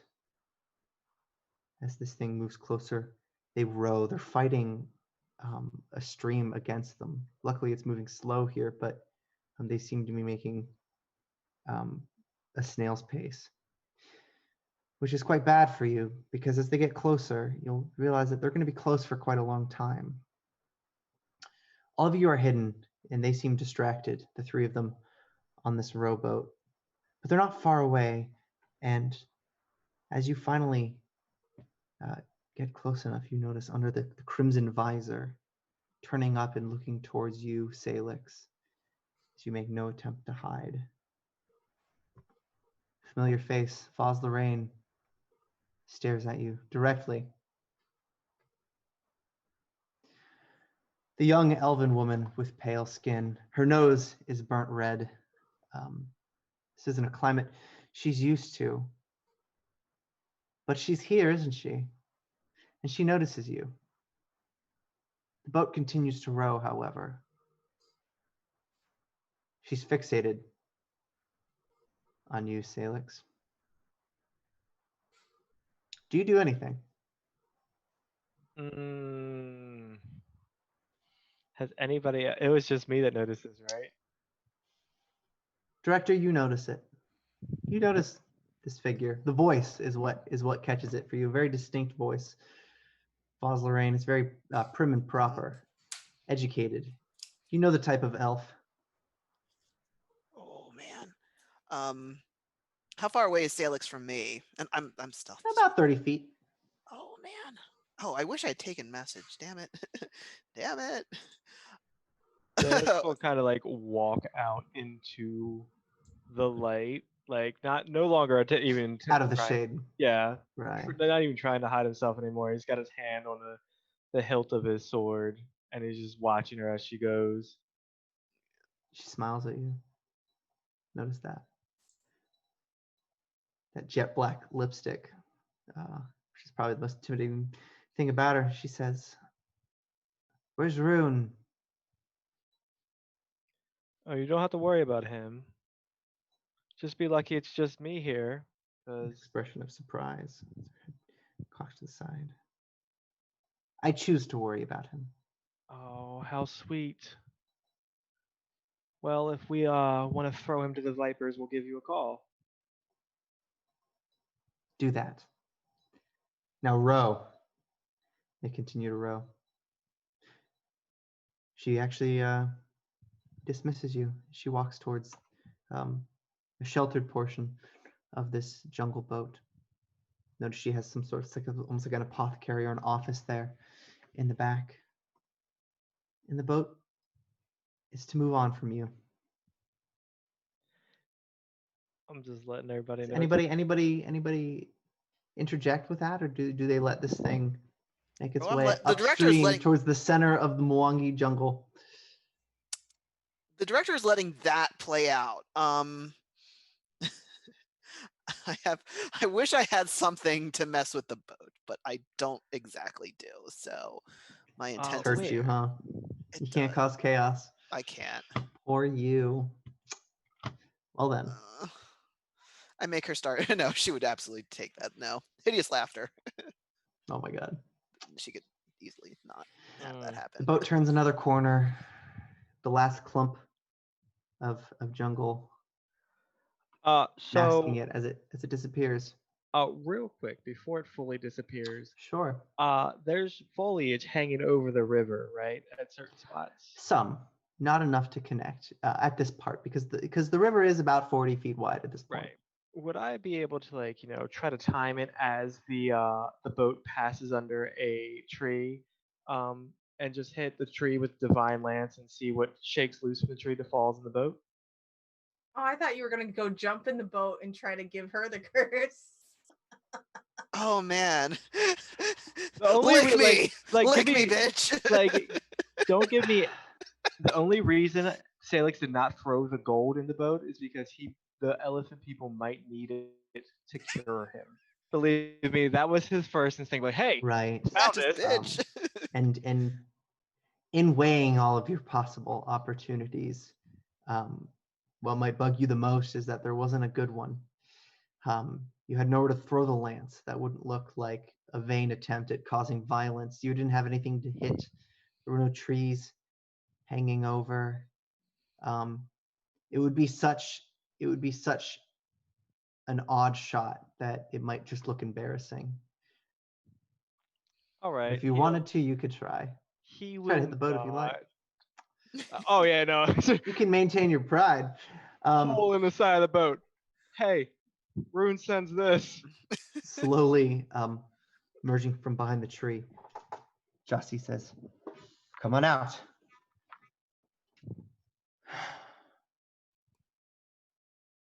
Oh man. I can't whistle, but I'll whistle for all Treasure hunters. What'd you say?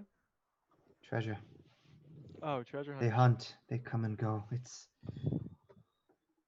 Yeah, no, she's just we call her the pale bitch. you know her. Pale bitch. I was gonna say the albino viper, but Who you is know. she? Pale bitch. I like it more. Her name is Vaz. She's obsessed with the elf gates and She has a thing for Rune. Yeah. over my They'd dead make some body. pretty babies. Shut from it. That. She's a little bit of a pill. She's not, Anyway, as Sailix walks back, picks his pack up, he's like, is anybody done resting? I'll whistle I'm gonna for look at you. Aldonis to come back. And hopefully he He does. returns. He cannot swim, Jossie says, looking at Rune's body. Yeah. We're gonna need to figure something out. Or Pulley system. do we have to cross the thing? Jesse nods. Oh, fuck. How quick can we get to the elephant people? Dusk. Dusk. All right. Give me rune. I'll jump the river. He looks at you. You are not good at humor. I mean, I'm pretty No, he's sure I not. can- He's absolutely god awful at it. But I try. I try and really teach him. No, I'm just kidding. I'm also horrible.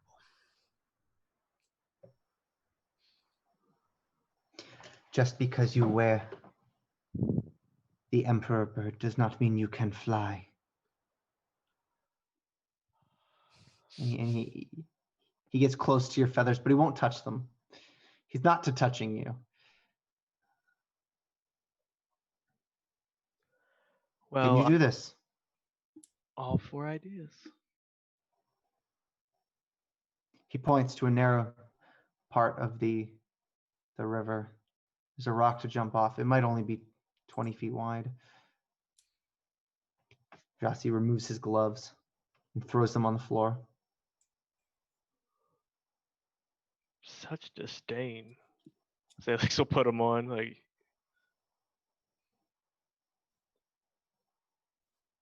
Aldonis, Hmm. give him rune. Aldonis will crouch down to make it easier for Sailix to pick him up. Sailix will carefully drape the robes over that, like the excess amount of robes of rune over any exposed skin that he has Mhm. to try and avoid any skin to skin contact that they might occur. So he's like, sorry, bud, it's gonna be hard to breathe for a little bit. Navigating to the other side of the river, Jossie prepares for this jump. So what are you going to do, Sailix? Oh no, Sailix is gonna I'm gonna attempt to jump. Yeah, are we gonna have to make a check? Do you have an ability, or what's gonna happen here? So Let's not kill anybody tonight. right now I'm Please. trying not to. Don't tell me what to do. Especially while he's not here. He's here in spirit. And maybe in the chat. Or at least he was. Where is it at? So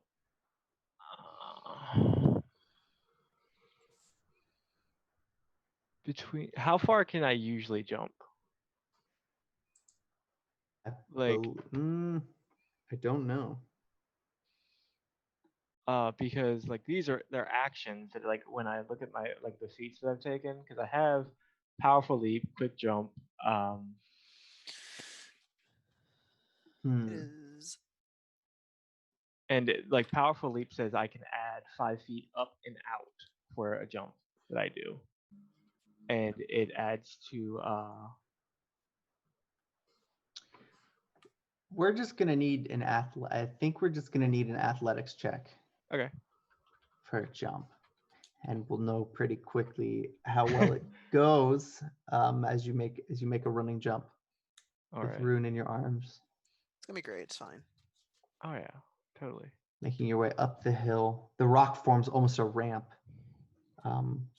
bumping out, shaped almost like a rhinoceros. You can run down it and use the momentum upwards.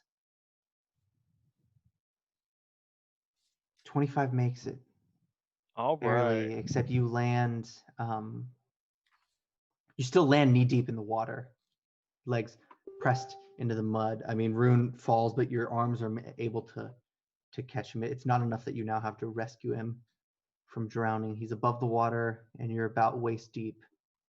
I'll Dusty's try on to, the other side to help try to- carry him out. Careful not to touch you. He's quite suspicious of you in more ways than just this disease. You begin to think, but Director Monica, you can swim, correct? Oh, I don't know about that. Hmm. I'm small. I don't think. What's the thing with gnomes? Is it are they like halflings? Monica can swim. Can you swim? Okay, I don't know offhand if I can. Let me check out You gnomes. probably can. I think Probably I can. think the default is you can.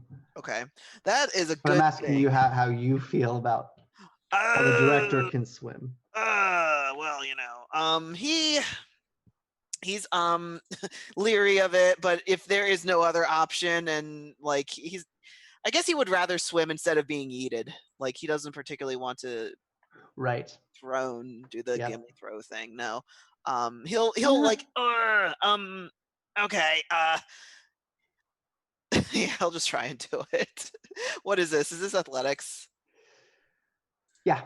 Oh Lord, this is fine. This is great. Monica, Adonis have no problem. Oh, making it don't across. worry, guys. I have a -1 They on use this. the same swimming technique. Oh God. Yeah. Well, no. Aldonis has a dog paddle, and Monica does a butterfly. And the director does a panic about halfway through. Oh You no! don't swim much faster than the river flows, so you're making your way diagonally Downtown. till you reach the other side. Except because you were planning on a straight shot across, instead you wind up where a massive bush of thorns meets the water. That's where you end up. You're caught in this cluster of roots. By the time you even see what's going on, you wipe the water out of your eyes, you're neck deep in this thing. Suddenly it's painful to move. These things are cutting you. Every square inch of your skin is being challenged by this thing. How are you going to get out? Oh, that's a good question. He accepts his fate and lives here now as the bush. Right. Yeah. He likes to join paths with the Nature's bush. caltrips. I am nature's caltrips. This is where I'm meant to be, guys. This is where I am meant With to my be. people. I'm going to try and let me see if I can. It doesn't have the spell on here. I forget if liberating command does anything with like. I know it assists with grappling, but I don't know if it would plant away. Hold on, I have the thing right here. Yeah, that would help you make a save to escape. Okay. If you would like to just make a regular escape check, yes, you can.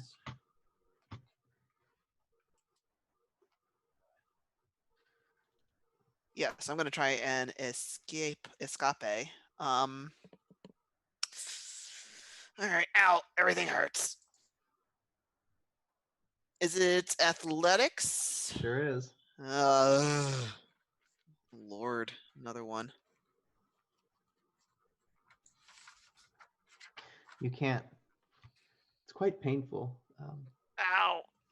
One has nagged your thumb, a thorn caught between the nail and your thumb. It's not deep, but it's enough to be annoying. That's my good thumb.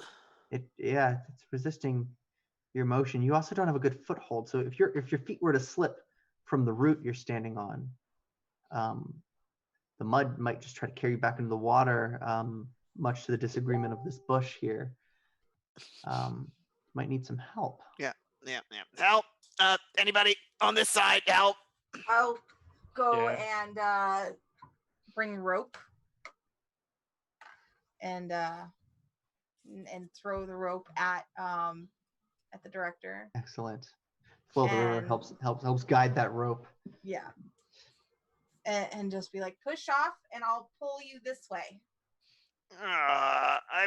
This is gonna really hurt. Okay. It's gonna hurt less than what you're currently dealing with. He's going to listen to Monica, and if Sailix says anything, listen to them and kind of tie it off, and I'll like try and move so that Monica can pull and he can dislodge from this bush and not set it on fire, because that's what I also wanted to do. That's a poor life choice. Monica strong, Monica. So you notice as you move out of this cavity where this bush is meant to receive sorry sods like you, and you pull yourself out with the rope, you notice a web. There's a spider creeping down to where you were, that opening. Oh no! Sense the disturbance. No, I quit. You're already clear out. You've been fortunate to get on out of there. And this thing is moving down towards where it's You servants. almost got eaten by a spider. She Fran. loves. I don't want no she loves. Yeah, okay. Fang yeeted. Fang yeeted. Fang yeeted. And you're Mhm. you're on land again, which Okay. you didn't know you wanted so bad until after you saw that fucking spider. Jesse's already with his bags, drying them off as best he can, but water's dripping from everybody's. Oh, I everything, do so the magic girl flip of my hair. My hair's come down and it was in my face, so you know. This would be a great time for Rune's prestidigitation, but Well, yeah. he won't wake up. It's quite sad. Jesse shrugs, says, At "Must least go we all had a bath. Ugh. this way."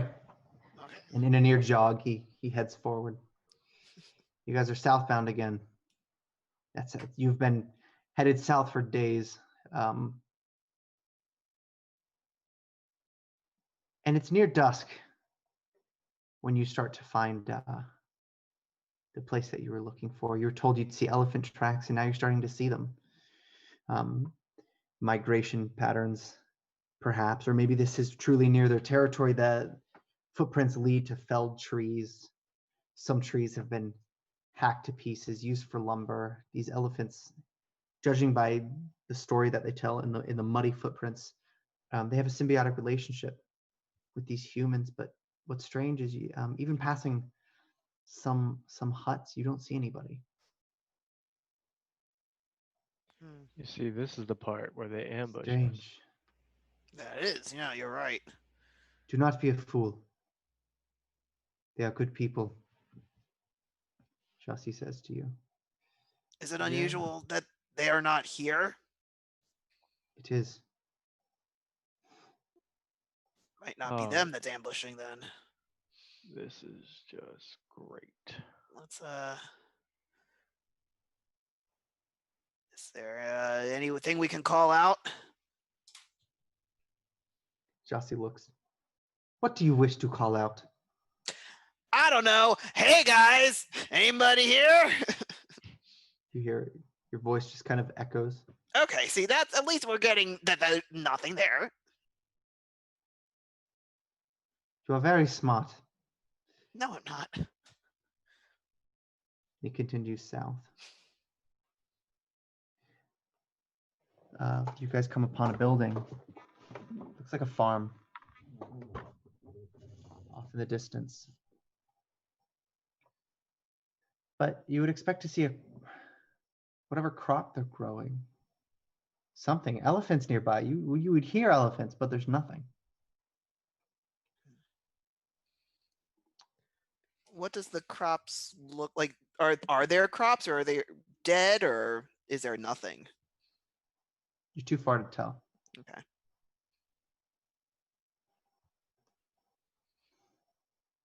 Do you move closer? Kind of look at Jossie and be like, do you think they might have gotten inflicted with whatever is getting those kobolds? We would hear of it. The disease is slow. They know better than to touch the gold. He glares at Sailix for a moment. We will press on. And he heads towards the house. Do you follow? Yeah. As he follows, Sailix mumbles under his breath. He's like, well, it's not like you told us not to touch the gold. I'm just glad it wasn't the pastries. I would have been fucked. Raspberry. I miss raspberry. Continue on, yeah. Approaching the building, you've noticed it must have looked different. As you reach the farm, it's been burnt to a crisp. Instead of a farm, you just see ashes. As he walks inside, it's hollowed out. The fire took much of its structure. So now it's just a husk. As you all look around, they have been attacked. Oh, you don't say.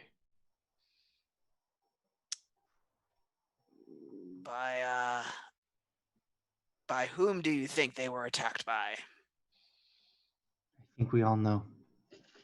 Okay, make sure we're all on the same page. Okay. We must head into the camp. They live beyond. Okay. Ooh. Well, let's keep going then. A hasty march. It's quite dreadful out. Following the footprints, a cluster of elephant tracks moving like a highway. You can tell it's a frequent road. It's foggy out. As you get closer, you notice fewer trees and more burnt, ashen, felled trees. You expected to see a clearing, but you didn't expect to see a scorching. This place has been burned to the ground.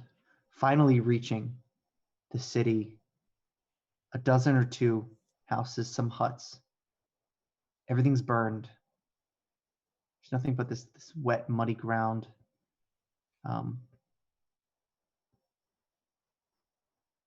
What do you do? I guess Sailix would just kind of flop onto his ass and be like, well, this was a fruitful hike. No. We are not done. People do not just vanish. Where did they go? Judging from the stories that between what Monica told us and, they're probably slaves. I will have Aldonis sniff around and see if he can trace any of it. Yeah, the director is actually quiet. He's not. This is not. He's remaining quiet through this. This is kind of sad, and this not a time. But he'll kind of look around. He'll kind of like see if he can see like any ash figures or if there's like anything to say that a large number of people died here. You see nothing, at least on this part of the town that you're in. Searching around, everything's been trampled. So you see piles of mud from just disturbances. Maybe elephants were fleeing. Maybe they were enraged, but there's no evidence because everything's been destroyed or burnt. Jossie heads into a nearby building.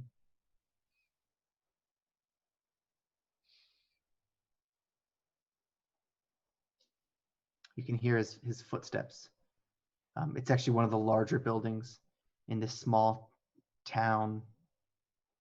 Can Aldonis check for anything living other than us? Yeah. Go ahead.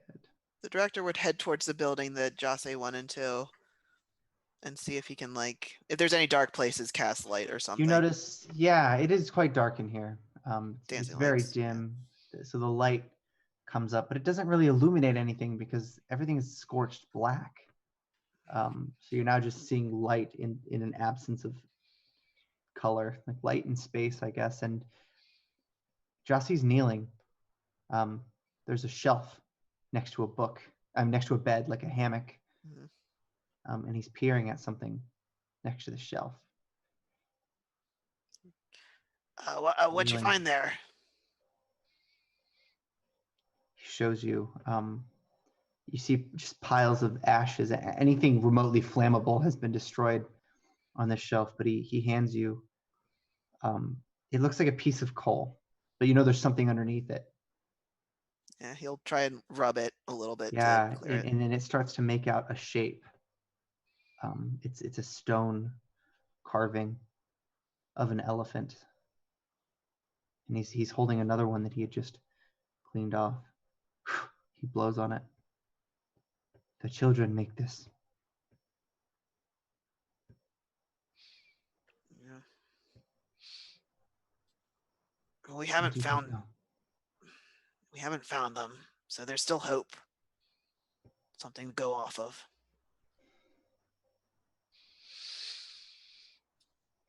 You hear a sound. Everybody make a perception check. So Aldonis wrote a 21, by the way. All right. Aldonis has to jump on it, immediately darting towards the noise. Sailix, you can't locate it. Monica, you know the direction of the noise, and you also know more specifically the direction that Aldonis went. Mm-hmm. You can direct Sailix, if he's puzzled, on the other end of this small town, downhill, even just a bit further south, Aldonis is headed towards the sound of it's cries for help, maybe something, a human. So I'll say, guys, follow Aldonis. If Sailix will take off and after Aldonis. But Monica is All right. outrunning you because you're sick. Monica and Aldonis arrive first. It's a sloped hill, and because it's so muddy, instead of running it down, you slide. You eat shit a little bit, and as you recover, it's like a stables building, but on the inside, maybe it's a tavern. You can't tell what any of these buildings are, but there's somebody in there crying for help in a language you know to be Mwangi, but you can't speak. So I will say in common, Aldonis, see if you can find them, and I will, in my most calm voice, be like, okay, we're here to help. Where are you? Screaming in Mwangi has drowned it out. You can't even hear it, but he's still calling. You can hear great pain. He sounds old. Okay, I'm gonna start like trying to pinpoint it. And Yeah, you storm into the room. He's certainly making a job of trying to show you where he is because he can hear you. And as you make your way into the back room of this ruined large building, you see an elderly Akuje man with a beard, and a piece of the support beam from the building had fallen and his leg is pinned underneath. Okay, I'm gonna shout to Aldonis and to Jassy. Hey, we got an Akuje man here, and there's a big beam, and I need help because I'm strong, not that strong, but I'm gonna start trying to lift it off him. And then, obviously Aldonis will come and help because he'll have leverage. Right. So who arrives first? Sailix, Jassy is after Aldonis, but you can't even get that thing to budge. Yep. The two of you. Sailix, you arrive just in time, along with Jassy. The man screaming in pain. You notice the warg and halfling trying to move this log, but this thing is extremely heavy. Jassy immediately comes to the aid, trying to hoist this thing up, even just enough to get this guy out. Do you help? No, I just kill him. No. Okay, yeah, good, excellent. Make a strength check. Is this a strength check? Yes. Should we all do that? Now that everybody's Yeah, why not? The director would also help. Like he would let everybody else get there, and if they still go, he's gonna be like, okay.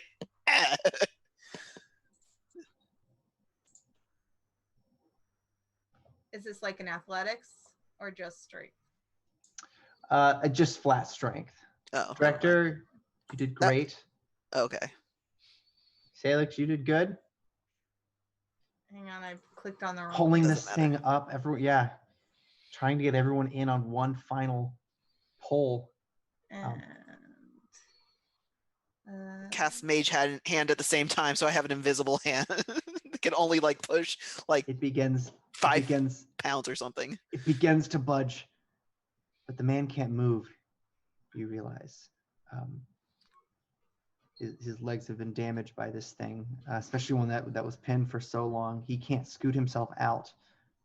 Can I tell that Aldonis is not helping as much as the rest? Yes. So I will tell Aldonis to go and pull him. Yes.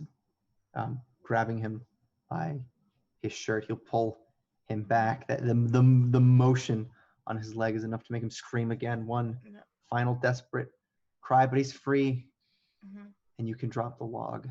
That hurt. The building seems to collapse from the impact. You don't want to find out whether or not this thing has a basement. But this man's not in any position to walk. So what do you do? Assess his wounds. Try to make sure that he's not bleeding out. screamed about to everybody to get him out of the damn Yeah, house he's first. speaking in Mwangi to Jasi. And Jassi's trying to reassure him. He reaches in speaking in Mwangi by accent before switching to common, says to Monica, we need to treat the wound. Okay. We do it outside, maybe. We are outside. I thought. Oh, okay. Never mind. Cool. Yeah, you just pulled him outside. And he's trying to dismiss the wound. And he's speaking in Mwangi, and Jasi says, you notice a bit of shock on his face. He says, the elephants are here. Where? They are angry. Angry. He says they are coming. Listen, What? shh. And you can hear a cacophony, but off in the distance. It's so faint. But you know there's a lot. Why are they Elephants. angry? You hear a stampede coming. Shit. It's a lot of them. I'm It's fairly quite far alarmed. away. Okay. They're coming. Is there tall grass or something? And Jasi looks, he's scanning the ground, and he looks at the tracks, and there is an avenue of turbulence in the mud as it winds up. You guys are at a low point of the town, so there's a hill that leads to a higher point that as he traces it, with his eyes, he notices, we have to go. And Jasi scrambles up this hill where you guys had to descend in order to get to this building. Do you follow him? What about? Yeah. Sailix will be like, look, I'm sorry, man. He'll scoop the old man up and just start running up the hill after Jossie. I guess I'll send Aldonis, since he's still got runes strapped to his back. This is such a rune flapping in the wind. Exactly. That visual image. It's great. He doesn't ever want to ride Aldonis. This is fantastic. I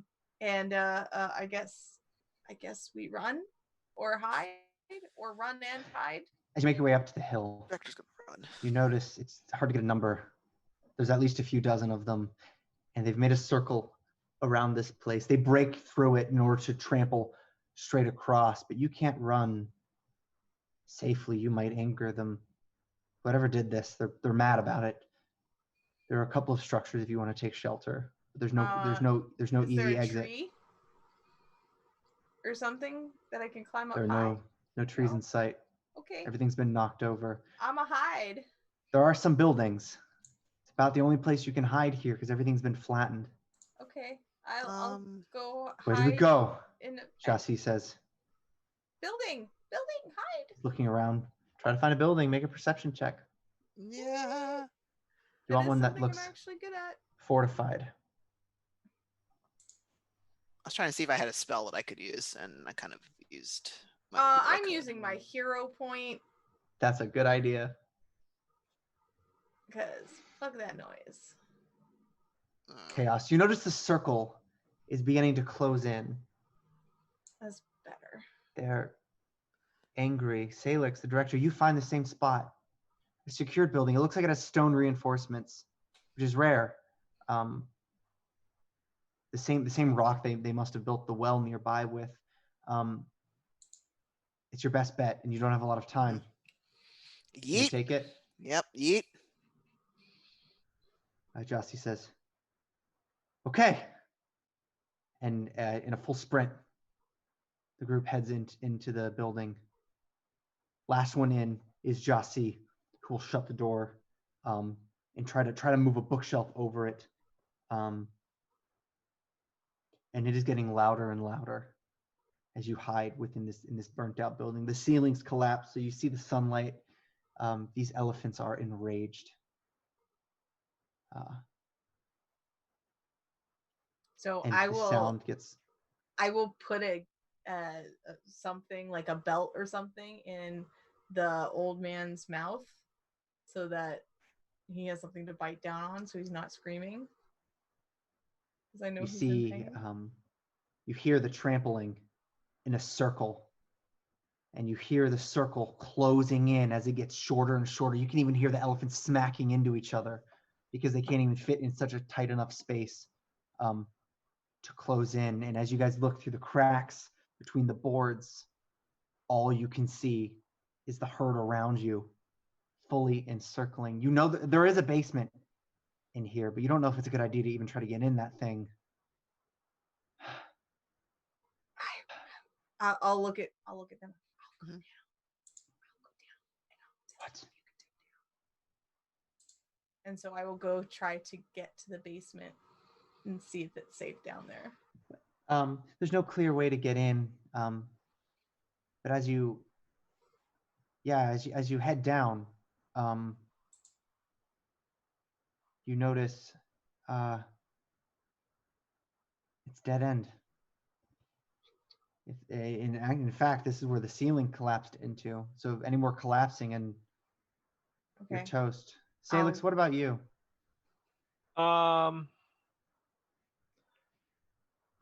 Yeah, I'm just sitting there holding the old man. Like, you want me to take a look at that leg? No. What do you think's gonna happen here? Peering out out of like looking at the elephants, he goes like, well, you know, do you think we could outrun them? No. So, are they within 10 feet? Yes, they've gotten that close. All right. So I just remembered that I had used it before we took a rest. So I can cast Calm Emotions again. I'm going to try and do that. I'm going to cast it. DC is, they have to make a will save. DC is 18. Excellent. Please fail. I don't want to get trampled. Crit fail. Crit fail. All them dice. We're gonna try. What's the DC? You said 18? Yes. Yeah. Oh, only one made it. It works on about half of them. Right. They're not sated. It's helped tremendously, but the few that are mad are still furious. Monica, you notice somebody above you. Up where the main floor meets the basement. Everything's a mess. There's no clearly defined rooms anymore, but you see someone sitting on the ledge. Who is it? Is it Moth? Sailix. Director, you notice the woman with no head. Oh. Fine garbs, just sitting on the edge. Legs just dangling gently. You know she's looking at you. If this ain't a bitch right here. You hear a voice in your head. Jossie doesn't react. Nor does the man. Gonna set the old man down gently. Like, just. I don't want Rune to die today. Yeah, I don't want him to die today either. Can help? What is going on? How do we? Terrible end of the story ends here. Just saying, terrible ending. You might all die today. Yeah. Again, terrible ending. Why would you do that? She's actually going to get up and move to the director. Crap. And put a hand on your throat. Moving closer, you see now from the angle where the head would be, the stump. And you notice tentacles swirling around. Before retracting, she moves in and she says, then give us a better fucking ending.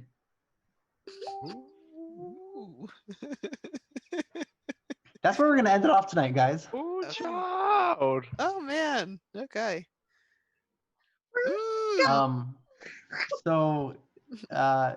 Yeah, no savior there, guys. You're fucked.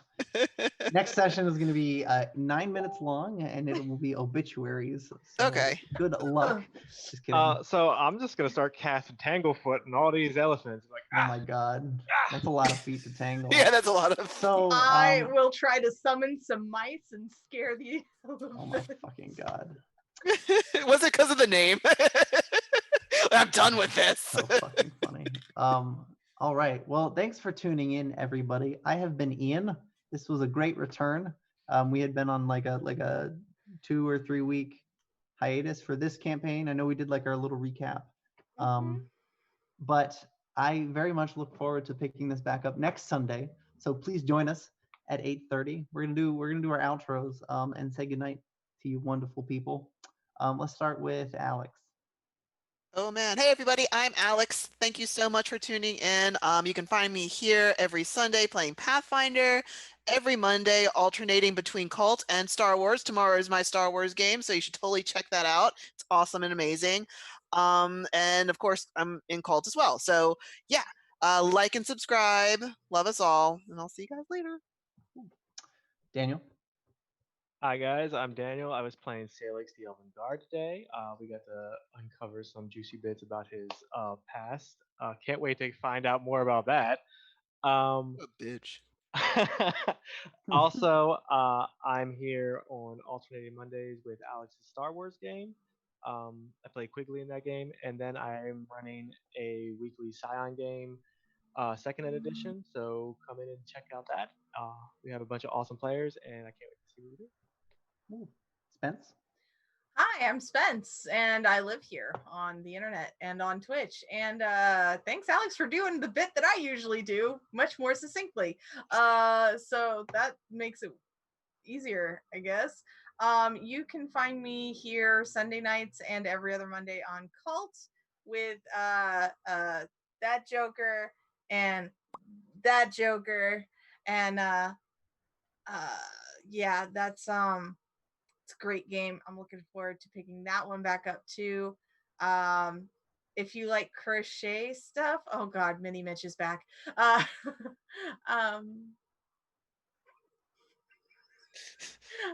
Hi. I can't. We're hearing Mitchell in our earbuds, and Y'all you can't all hear are him. not. It's surreal. Anyway, Thank you, also guys. find me I feel like on- this is like a on clock game. Resident Moon Yeah, it is. as screw this outro. I'm Resident Moon Yeah. on Twitch. I stream Wednesday, Thursday, Friday nights. I do crochet. I do gaming. It's great.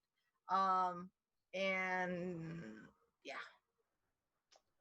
And I have been Ian, the game master, gleefully torturing half of my party. In this great session where we delve into some pretty dark topics. But Monica has no secrets. Ha ha ha. well, shit, I know some juicy stuff about you guys now, and I can't wait to use it against you later. Yeah, tune in next week. We'll be back 8:30 p.m. Eastern Standard Time on Sunday and every Sunday.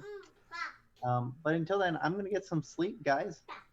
So Good. I'm glad you're gonna be able to. that's a sleep. wrap. Excellent. So, Yeah. since everyone else can hear me, this Wednesday I will be on Encounter Roleplay to show off my one-shot scenario, Icarus, a Cult Divinity Lost scenario about a 12-hour flight from South Korea to LA.